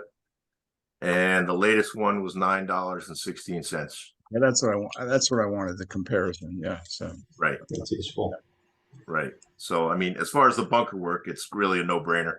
I'm just going to call references when I get them and make sure everything is A-okay. But the way they present it, I think it's going to be more than A-okay. So Jim, is this for 9 holes or 18 holes? This is for our worst bunkers, and I can count them up for you. Or whatever. So this is the first phase of a program, and yes, exactly. Okay, so First half. So is it half? Is it, you know, because we were talking about $420,000 total project cost and stuff like that. So I'm just trying to get my hands around, you know, and what we're looking at here.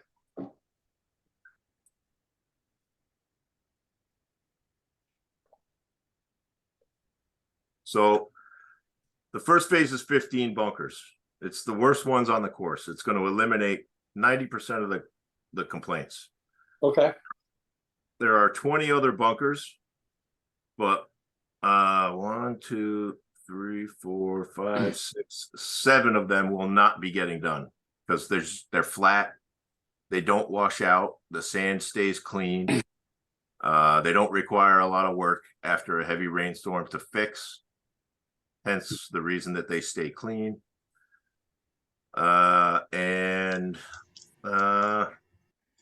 There are some, you know, when the sand becomes thin or a little bit dirty, we'll just replace the sand ourselves. They're not the kind of bunker that are going to get dirty, you know, inside of 7-8 years, because the ones we're not doing are not dirty right now. Okay. And the Does this tees include the putting area that you talked about? Did you say something about the putting area in your other quote? No, tees. I decided after I got the price to try and shoot for 2 of our worst tees on the course. Number 1 is 3 tee boxes. I think that was a mistake. It should be 1 giant platform. So they're at 3 separate levels, and what will happen is all of them will become the level of the middle tee, meaning the back one will come down, the front one will come up. It will be 1 giant tee, and we're going to gain a lot of teeing area for that first tee. Number 8, because we can't cut trees and it gets 2 hours of sunlight a day, I don't think anybody would have a chance with the size of that tee to grow good grass on it. So the proposal is to raise it up a foot. And I don't know if anybody's familiar with the 8th tee, but it slopes up gently in the front of that tee. If we raise it up a foot, we can extend it another 20, 25 feet. And it'll almost double the size of the tee and spread that wear out so that it doesn't become what it is now. Jim, Yeah. if you're getting a price today of 196,000, is that around there, whatever? How do you guarantee that that price isn't going to go up when it comes time to do the work with inflation and everything else that's going on? We sign the agreement tomorrow. I don't know. I mean, that's my best answer. I don't know. Right. How much of a deposit do they want? We haven't gotten that far yet. I haven't, I'm just trying to get a number approved because we're not budgeting for the 25 fiscal year 25 until May, June. And I need to lock up a contractor because if we try to do it in May and June, there's not going to be anybody available to do the work next fall. So I think one of the things to look at is that if we're going to lock up a contractor, he's got to agree to lock in that price, you know, because if we're agreeing to commit to him, we've got to make sure there's no escalation charges and maybe have Randy or someone or one of us look at the agreement just to make sure they can't say, you know, if the cost of goods goes up, there's a 10% increase on materials and stuff like that. So that's just something to look at, Jim, I think, you know. Sure. And the 196, it includes everything that it could possibly include, like if the outflows need replacing, that cost is in there. You know, we may not have to do it, so there could be a savings there. There could be savings in the amount of sod that we need around the bunkers because a lot of them are in pretty good shape. So, you know, anywhere from $3,000 to $10,000 savings there. There's a $10,000 contingency fee just in case, but I don't foresee anything major like that coming up. Well, you got 5% contingency. If it's $10,000 on a 19, you've got like 5% contingency, which is not a lot, but it's better than nothing, you know. Right. Sure. Yep. Have we, this is Robert, have you tried to do an invitation for bid? I have not. Those go pretty quick. They're not like RFPs. So when you put all the specs you just said, whatever, all the stuff you said you wanted, you put it in specs, and it just goes out as invitation for bid. It could be, you can put a time, you could say I want it back in 10 days or whatever. And then, you know, if this price is good, is this to ensure an apples to apples? Well, it's to ensure that the auditors don't come through in 5 years and audit you and say, why don't you guys do some competitive bidding? And, you know, and I used to be a performance auditor. That was one of my careers. And believe me, they can be a pain. So it's always, especially if you don't have to do an RFP. RFP is more extensive, but invitation for bids can go quick. Jim, do you have 3 bids on this? I have 3. I have a 4th coming, but they just weren't able to get it together. They're very busy. But I don't suspect, I know the company, I've worked with them before at previous jobs, and I don't suspect that they will be hugely competitive with the current price that we have now. Yeah, the invitation for bids would go out the same way from the city purchasing, but they're quick. They're invitations for bid. Basically, you just say, these are my specs. You know, this is what I want to happen. You know, I want to break on this. I want to break on this. You put in your alternatives and see who, you know, and you see who comes back competitively.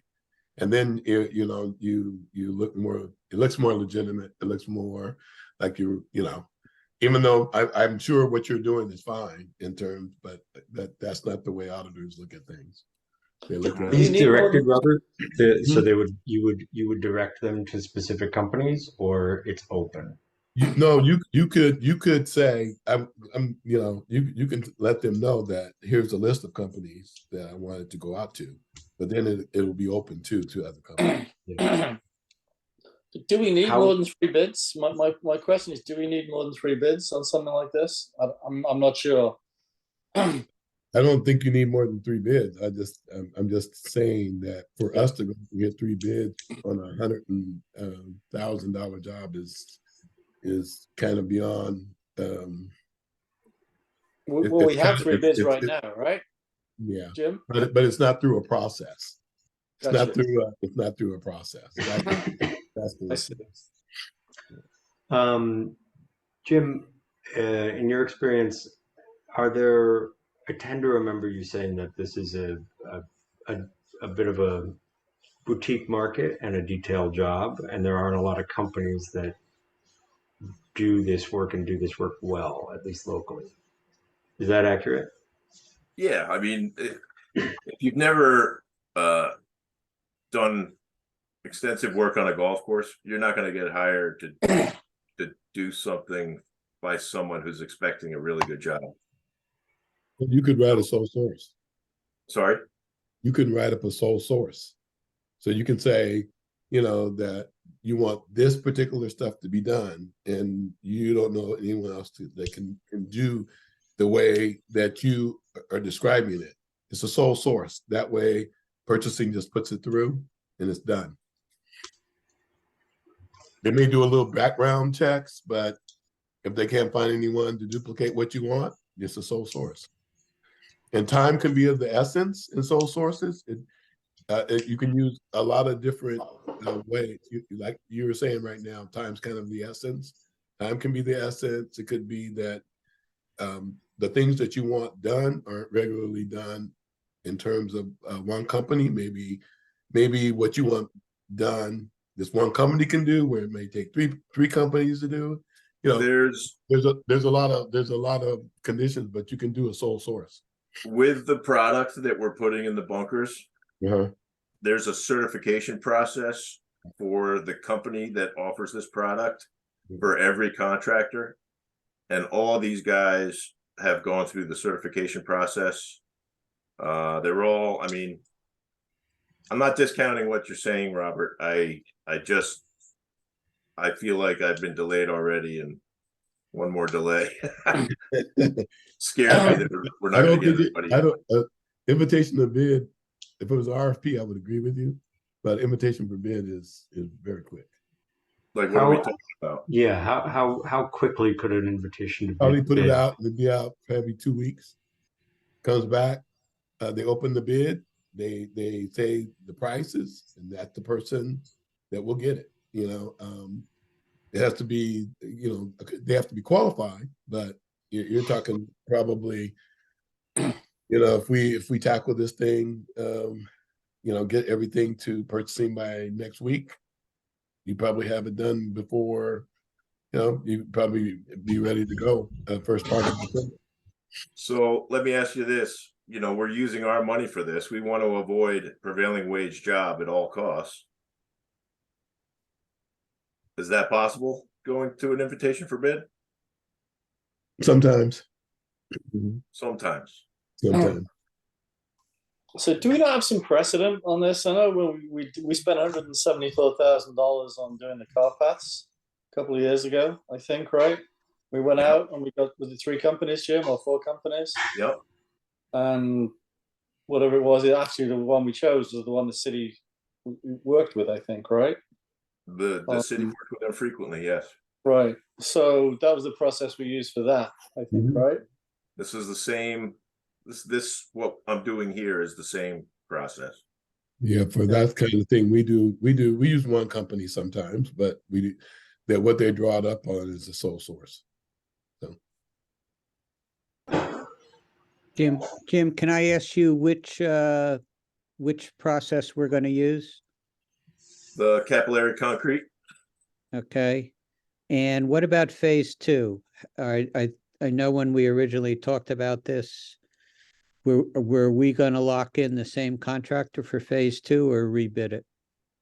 Well, it's possible, but I think that rebidding is probably the smarter thing to do. Okay, We don't have to I worry think about it's that up to you, until- Joe, which way we going? And Jim, you have references on this company or do you have any? I asked for them, they're gonna send them to me and I'm gonna make the phone calls, do the due diligence. But I do personally know one of them. I've known him for 20 years, one of the owners. He was superintendent at Greenwich Country Club for many years. Okay. So how soon do you need to commit? I'd like to have it wrapped up by Christmas.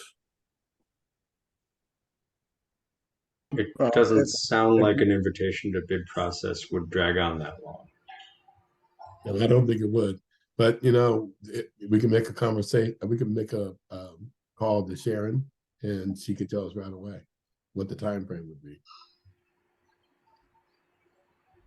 Well, to me, it sounds like that the process, I was kind of kidding about the RFP thing because I knew it was so difficult, but this sounds like if it fits the time frame, Jim, that you want, it sounds like a reasonable thing to do to me. We can check. Yes. So can you walk them through it, Robert? And Oh, yeah, make we sure can it check happened? it. Yeah, I'd be happy to find out the time frame. If it doesn't fit, then you know, it doesn't fit. We go the other way. But I just think it's cleaner and it's people tend to, it's more formal and you usually end up with who you want anyway. Another question is it a real rigid process? I mean, is it? No, you write the specs. You give them the specs. And it doesn't go out like the restaurant RFP? It doesn't, it goes out, but it's not the time difference. That restaurant RFP has to be evaluated, has to be, this one is just price. You look at the price, as long as they're qualified, that's it. That's your person. So this And is This is a kind of 4-page what- RFP? Pardon? This is a 4-page RFP. Here's what we want. Boom, boom, boom. Oh, We got yes, it's not an variant. RFP, it's an invitation for bid. It's That's what I mean. So is this a 4-page RFP? It's a lot shorter, yes. It's definitely not 45 pages. It's not an RFP. RFP is 45 pages. It's an invitation for bid. They're two different things. Oh, okay. So this is an invitation to bid. So this can be like a 4-pager. It'll be short, yeah. Yeah. A lot shorter. And so who receives all the information? The city and then Jim gets it or you? Just like Jim, it would be Jim Shell, yeah. So he gets all of the information directly sent to him? Yep, he would be the lead on this. He'd be the project. He would be the one that they deal with. So it doesn't go through the city, it'll go directly to Jim. I mean, the process will go out from the city, but all the information will go The directly to process Jim. will go out from the city. When they open the bids, Jim will be there to open the bids. And then, you know, then they will award the agreement. If Jim agrees, if you guys agree with the price and they're qualified, then it's over. It's a done deal. And then the contracts are written up and done. It's a much shorter process. Jim, what's your concern?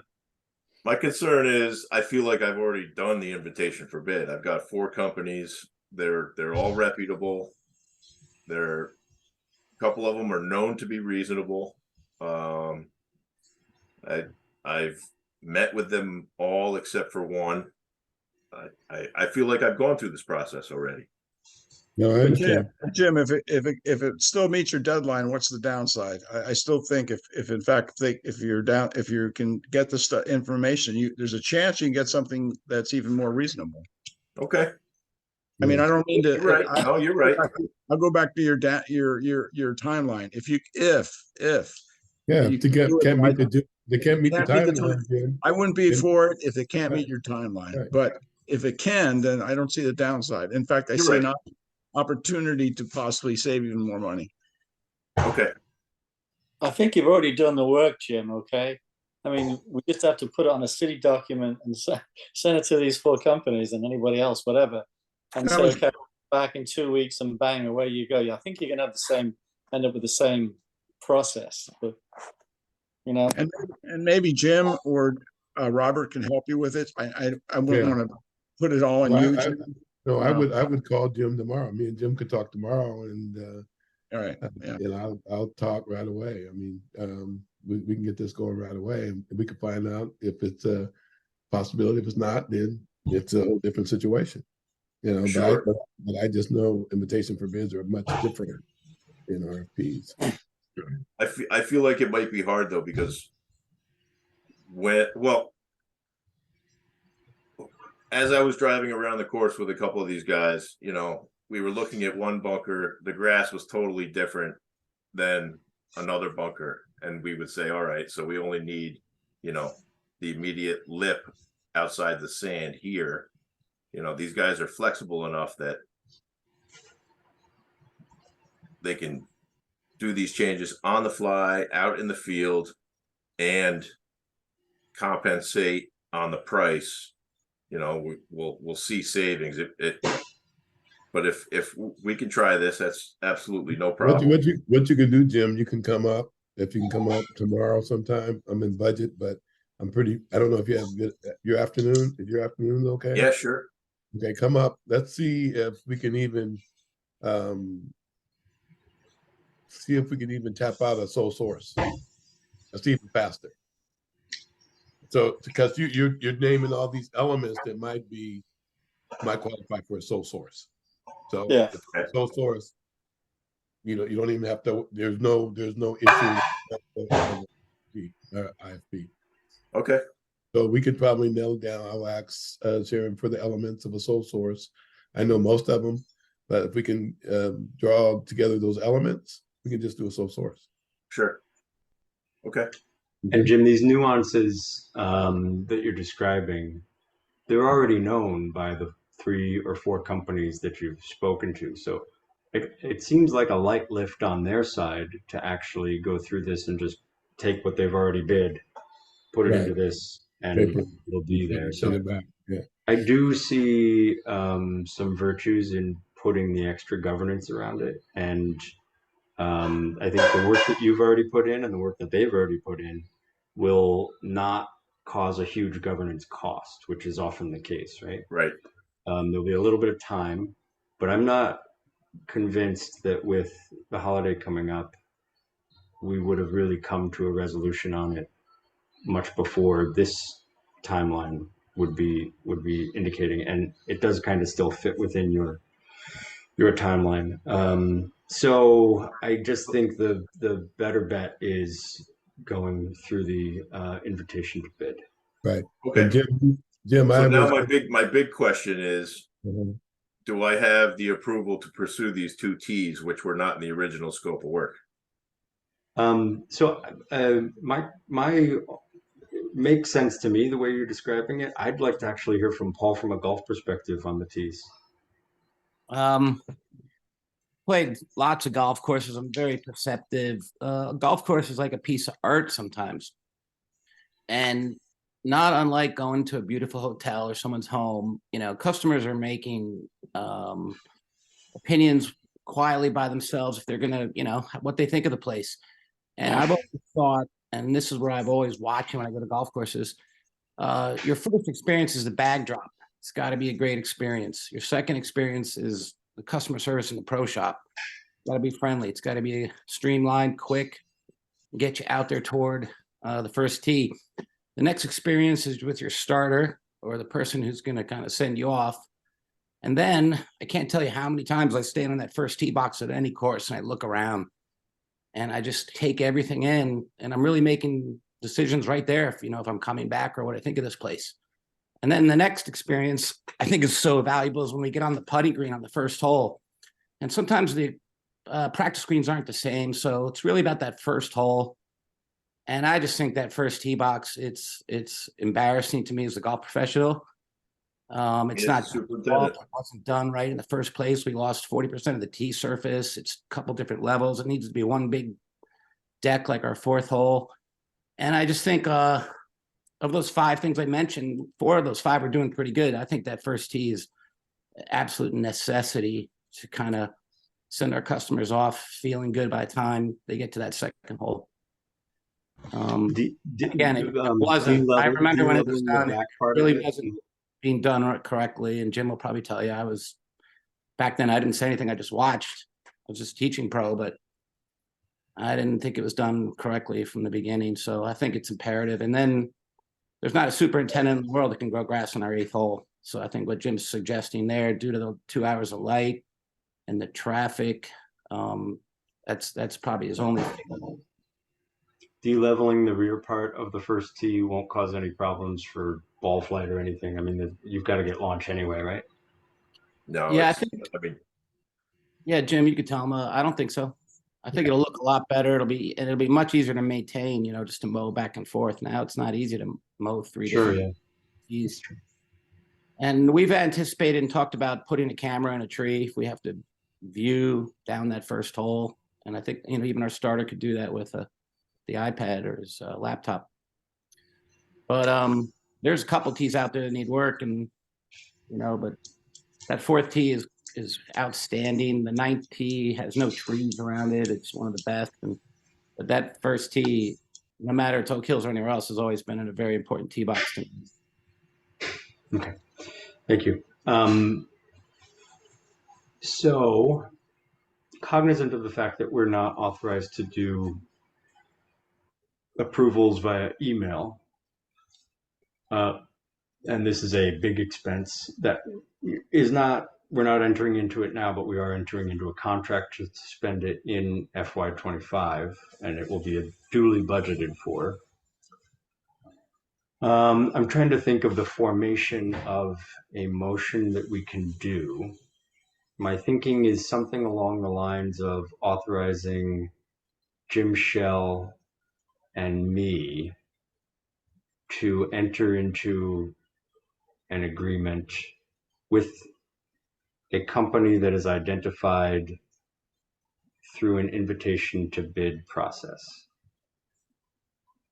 Does that sound like it does the job?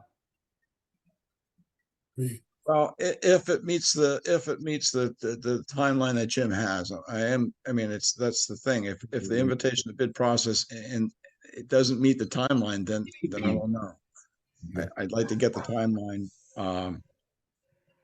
I don't want to miss that kind of date. And you might want to say invite to bid or sole source, because I know Robert was talking about invite to bid / sole source. Joe, add that as well, just in case. How can we? I'm trying to think about how we can put a time rider on it, so that after exploring the invitation to bid process, if Jim and I believe that we can get a response by December 15th. Yeah. I mean, he said Christmas or something like that. If in fact we can get the invitation to bid out and you guys can make the decision. Otherwise, then I would let it up to you guys to go with what Jim's recommending now. The kind of more informal bid process. Right. I mean, that was not very articulate. Let me try to make a motion.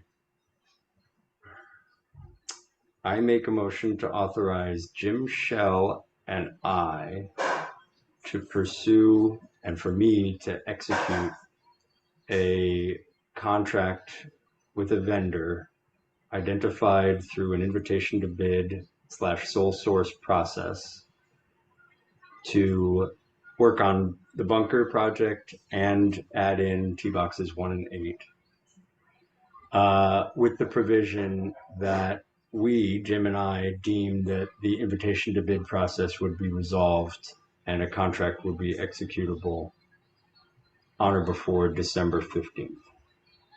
Otherwise, we would go through the informal bid process that Jim has already pursued.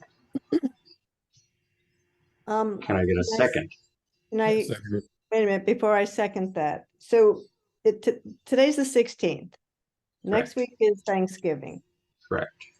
So if this goes out next week. Would that be possible, Robert, that this could go out by next week? Possibly. That's Well, why I mean- that's why I asked Jim to come up tomorrow, and so we can start working on it right away. So it can go out, if not by tomorrow, it can go out by the end of the month. That would still give you 2 weeks. So it would take that long for it to go out? It would give you 2 weeks to get it back and be selected. That's the 15th of December. But it couldn't go out earlier because of the holiday, you think? Or That's you what that's what we're going to determine tomorrow. All right, well, it just would be nice if you could get it done earlier than the 15th, like by Yeah. the 8th, because that, If we do a sole source, it won't even go out. It would just be approved. I mean, that's just my suggestion. Yeah. And But one if he other comes up word- tomorrow, and I can stick with this because I was going to Seattle in the next week or two, but I'm staying through the holidays and in until the spring. So I have plenty of time to help Jim with it. I've done the budget, basically my budget all last week and this week. So I've got a little time I can spend with him. Well, I think, Joe, I think that resolution does it for me. I'm Yeah. fine seeing it. I'll think that second. covers- Yeah, one word change. He mentioned bunkers on 1 and 8. That's T boxes on 1 and 8. T I boxes. didn't mean to say bunkers as per the sole source and T boxes on 1 and 8. So yeah, thank you. Okay, so we have a second. Let's do a roll call vote for this bigger expense. Just yay or nay, please, or abstain. Alan Dutton, Hey, Rich Dellinger, Yay. Denise Brown, Yay, Robert Sowers, Yay. Gary Leeds, Yay. Jennifer McAllister, Yay. and Jerome Drasko, yay. So that's 6 yays. And Jim will be in contact. And Robert and Jim, I hope you do get the opportunity to meet tomorrow and kick this Yeah, off. I'll be in my office tomorrow. That's Thank fantastic. you, Robert. I appreciate it. That's very Yeah. helpful. And thank you, Jim. So anytime Thank after you. 1, Jim. Anytime After 1 o'clock? I'll be Okay. there. Got it. Yeah, I'll try and contact Sharon early in the morning, so I'll have some information. Okay. Okay. The 7 yays for the recorder. Oh, Robert. Cam. Okay, 7 years. Good. Let's move on to 7D, preliminary 2024 rate discussion. And just as a preface, this will be preliminary. The real debate and discussion and the final proposal will come in our December meeting, which unlikely to be on December 21st as scheduled. Free to have the meeting without me, of course. Alan is a very capable chair. I will be away in the Caribbean, so won't be. Just one note for that Oh, then, there's just to make notes? sure that if we do change it to an earlier date, just please keep me in a loop as soon as you can. Put out a public notice at least 10 days prior in the hour, so we can't do it. Yes, I Jim thought we Holiday, we agreed- should get on haven't we scheduling agreed that. to the 6th? Have we already agreed to I it, thought we guys? agreed to the 19th. I have something Yeah. on the 19th. Right. It's a I Tuesday. have it on the 19th too. Yeah, that's what I have. Yeah. Okay, well, we can solidify that and make sure we get the 10-day notice out properly. Great, thanks. So 19th mark, okay? I'm pretty sure it's the 19th. 19. Yeah, It's a Tuesday. perfect. Oh, I think Okay. there's internet in the Caribbean too, by the way. Actually, there isn't. It's weird. It's weird.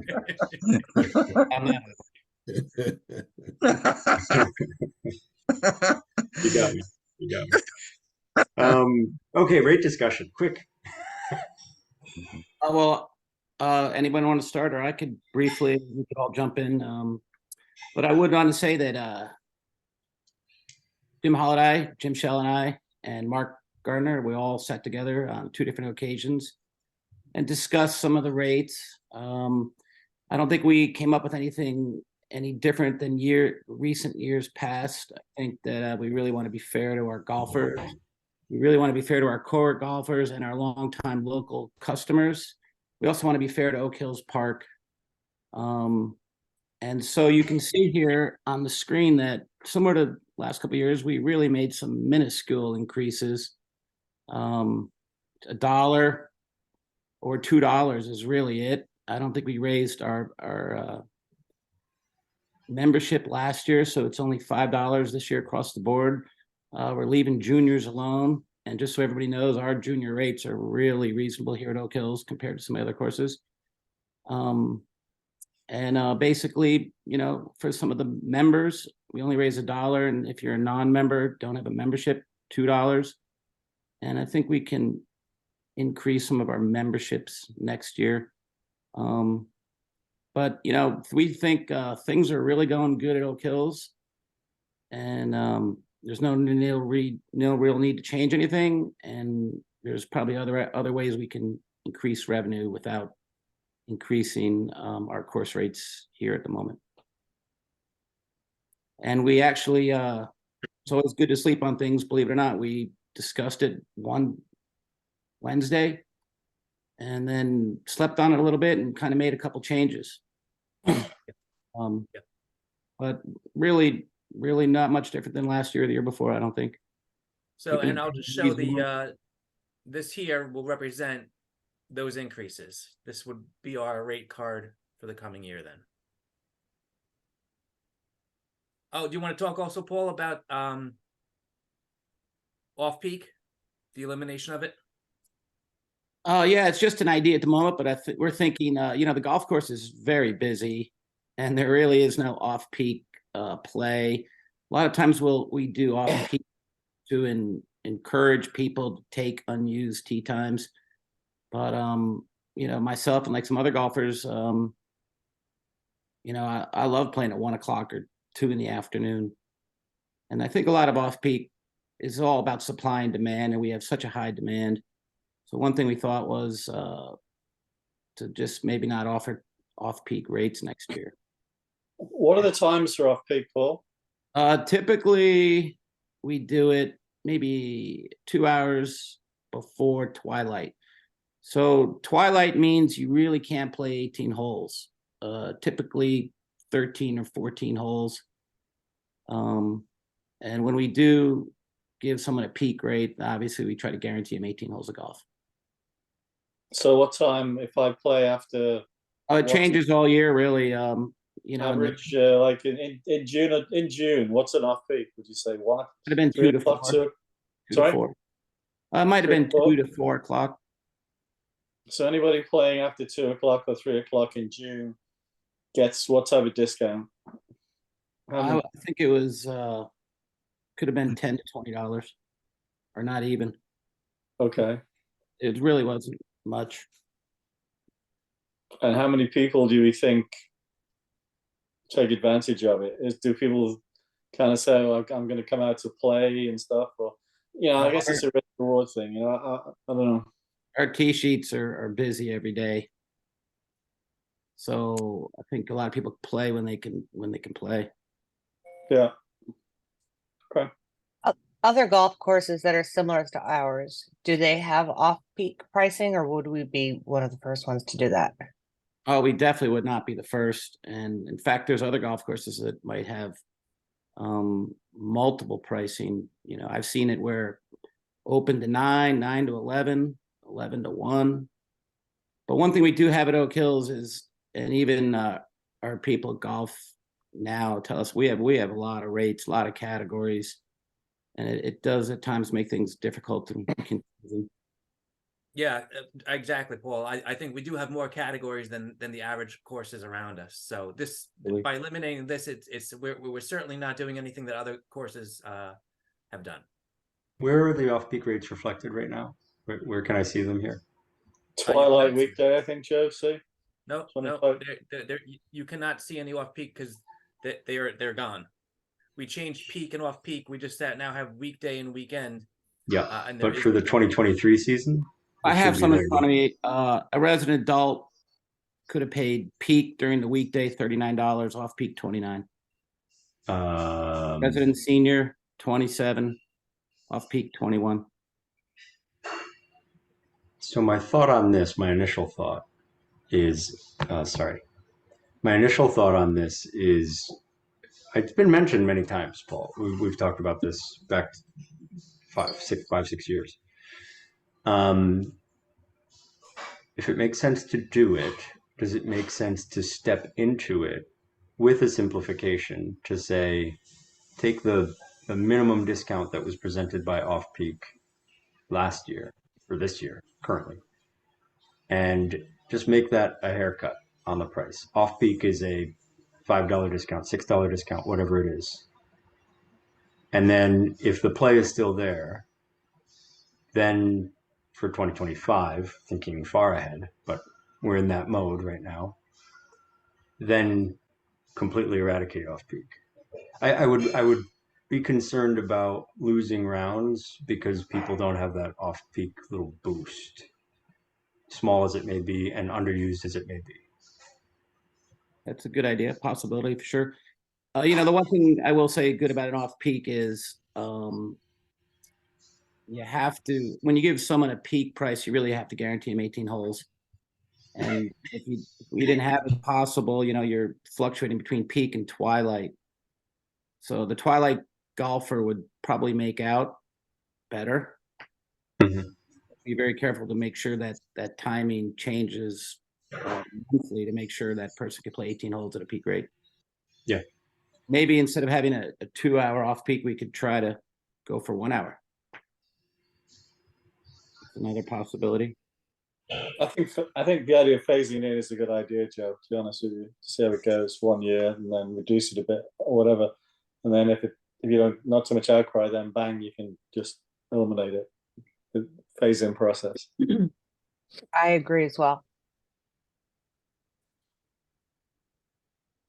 Okay, so maybe that can be a feature of the final proposal. It's the way I've kind of just threw it out there. It's also solves some of the complexity concern, right?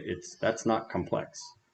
To say during these times or this time frame before twilight or whatever it may be, there's a X number, X dollar, or X percent discount on the round.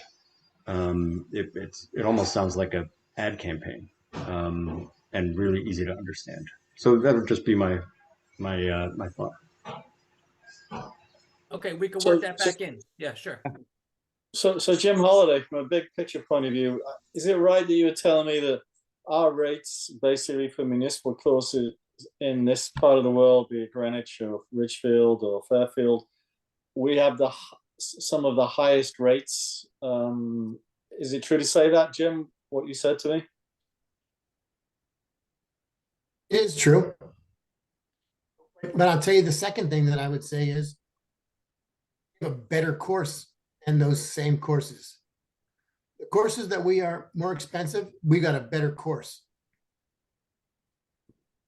So we have a better course than every other golf course within the 50-mile radius then, right? No, that's I wouldn't make that blanket statement, but Yeah. the courses that we have, well, not across the board, but by and large, Alan. Right. Now I'm just saying that's the reason why just adding $1 is good, because it's certainly not a 4% or 5% increase. It's just going up a little bit to help us cover our costs that we have increasing anyway, right? And being as we are at the top of the scale anyway, we shouldn't be really adding too much anyway. So I'm okay with it. Well, it's difficult. It's really difficult to know if you're at the top of the scale, even though we might be charging more than others. Sometimes it's apples and oranges because you have to look at what in terms of what's the cost of living there, what's the ability to actually pay. So we can compare ourselves with local cities, and it may not really be a fair comparison. because like Greenwich, Greenwich is Yeah. their cost of living per person is high, but Norwalk's is high too. Norwalk's not that much behind Seattle actually, and San Diego. So it's hard to know, and elasticity study, which I would recommend when we do the master plan to do that. And I'll just That's a good add in point.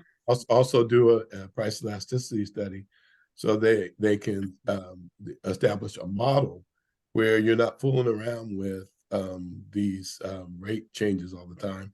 That they set up a model that automatically adjusts itself. Either you're doing variable pricing or you're doing, but they a model based upon really scientific empirical evidence, including things that they do, focus groups and things like that. Valuable in my career as a director of the Seattle Aquarium, as director of Parks and Recreation, and having this under my purview. It's been very helpful to have someone come and just set up a model. There's no more guessing. It's it adjusts. It tends to adjust. So there's a built-in model that adjusts. So I would recommend doing that now. Although I'm doing that now with the parks. I have a group out of Ohio that's doing an elasticity study on our fees for parks. Study, but I'm thinking when we do the master plan that should be a facet of it. And I just want to add in, just from an accounting perspective, a lot of our costs have been going up. Just like most other companies, most other people's, we're seeing fuel charges added on to anything that has to get shipped. We're seeing a minimum wage has gone up $1 a year for every 11 months. And then utilities, you know how it is, Robert. So yeah, that's why we have to pass on some of those costs. You're right. That's right. Protect ourselves. Yeah. Can I make a suggestion for December? We at least have Sterling's rates, at least as they are this year, and Smith Richardson rates, at least so we can compare ourselves to them. Those are two towns roughly in our income parameter, and they answer some of Robert's questions. The other thing I don't see here, Paul, is you're eliminating unlimited. And if we haven't talked about that. Hold on. That's the next tab. One thing I do want to say is, as a golfer, I don't really compare ourselves too much to some courses that are further north from here. And I think once we lose, golfer loses the ability from New York City to drive somewhere. I mean, they're willing to come to Norwalk, but I don't see a lot of people willing to drive too much further if you're from Manhattan or Long Island or Rockland County, and we are getting those people. I don't think they're coming north. So I'm not saying north. I'm saying Sterling Farm in Stamford and Smith Richardson in Fairfield. I agree. That's not north. No, Sterling Farms is crowded. They're going to be busy no matter what. Just as a matter of practicality, I think it's a very good suggestion to bring in benchmarking from Sterling and Smith at a minimum. So let's have that as part of a feature of the final proposal. The other thing I'd like to see is, we don't have to calculate it now, but in the presentation that we do in December, can you just convert these to percentages? What is the actual percent increase per cell? It's just divide this by the 2023 rate. Yep. And that'll just give us a sense of what the actual rate increases are in the context of a prolonged inflationary environment where everything is costing us more as well. And I think the only other thing, Alan touched on this, but these are modest increases in the context of what we've had in prior years. And so from a, kind of accessibility perspective, I think this maintains accessibility, and preserving some feature of off-peak also does that. So we're about having people actually come use the park, use the course, and if we can keep it to these increases and preserve off-peak, I think we really do a good service to the city for accessibility and affordability, I should say. Sorry to cut you off, but I think passes are also going to be a very interesting thing, and I am looking at the clock. So let's launch into passes, please. All right, real quickly, you know, I was on the fence 50-50 after our first discussion, sleeping on it, thinking about it. I'm in favor for the pass. I think Mark's records show that it's good for the golfers and it's good for Oak Hills as well. We decided to keep the pass, keep it. I think after 4 years of having the annual pass, we found a pretty good number. That's good for both people, and it's also nice in a way because it does create a club feel at a municipal golf course. I think that's a good attribute of it, but I think we were all in favor of really keeping it and really not making many changes for 2024. And I also want to say, you know, at the annual meeting of the men's club, it was mentioned many times that the people at that meeting were the core golfers, and the majority of those people were unlimited. And they're the ones that really play all the time and really try and make the place a club. So That's a good I point, think it's Gary. And important just to so you have know, in our meeting with Paul and Jim, the three of us did discuss exactly that very thing. Which was the next day after the men's closing day meeting. Yeah. And the increase we discussed was just $25. So this is 50 people we're talking about, right? Yep, 50 people. memberships. Yeah, this year it was only 46. It's the first 50 for and you have to purchase it by the last day of February. Mm-hmm. Yeah, right here. We're suggesting the same thing we did last year. So what's it worth to us total revenue, Mark? About 125, 130K, something like that? No, about a couple bucks less than 100,000. So it's 250, averaging 202,500 then, right? For 50, oh, whatever. About 2,000 a head then, right? Average for 50 people? Sure. Yeah. Okay. Yeah, and when I did the analysis, you know, for each of these, I wrote it here. You know, I take all season pass holders, I put in their actual rounds played, and then I do an analysis where I look at if they, instead of buying a pass, if they had purchased a regular discount ID card, and then I got a blended rate for the different categories, you know, for resident, senior, and non-resident adult, and so forth. And I applied that to their actual number of rounds, and that's where I come up with this line here that shows, had they just bought the, if we eliminated these passes, we would have made $13,000 less. So, and obviously there's still 2 months worth of playing in November and December, but you know, the amount of rounds there are somewhat minimal. Yeah. So the profit margin will go down, but it is profitable. To me, it makes sense. And as you said, as Gary said, you know, there are some core golfers that really want this. It's a limited to 50. It really, you know, there's 1,200 other members. So it's a very small amount. Yeah. Okay. Likewise, if we could just look at the percent when we get to the final, that would be useful to me.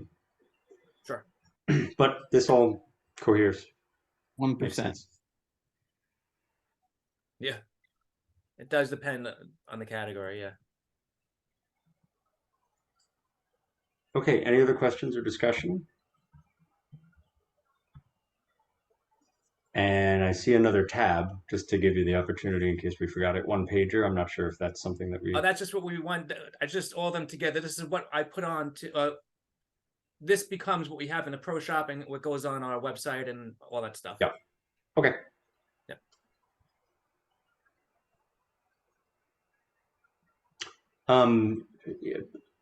Not to prolong the magic. no increase on carts. Is there a short comment on that? We just went from 18 to 20 over the course of 2 years to kind of cover the cart path paving that was done. I felt like that was a decent amount. Well, I mean, I'm taking a backseat, but it's not something that we have traditionally done every year. And at $20, when you add that on to already 64 or whatever it is, you get into an $84 round for non-members.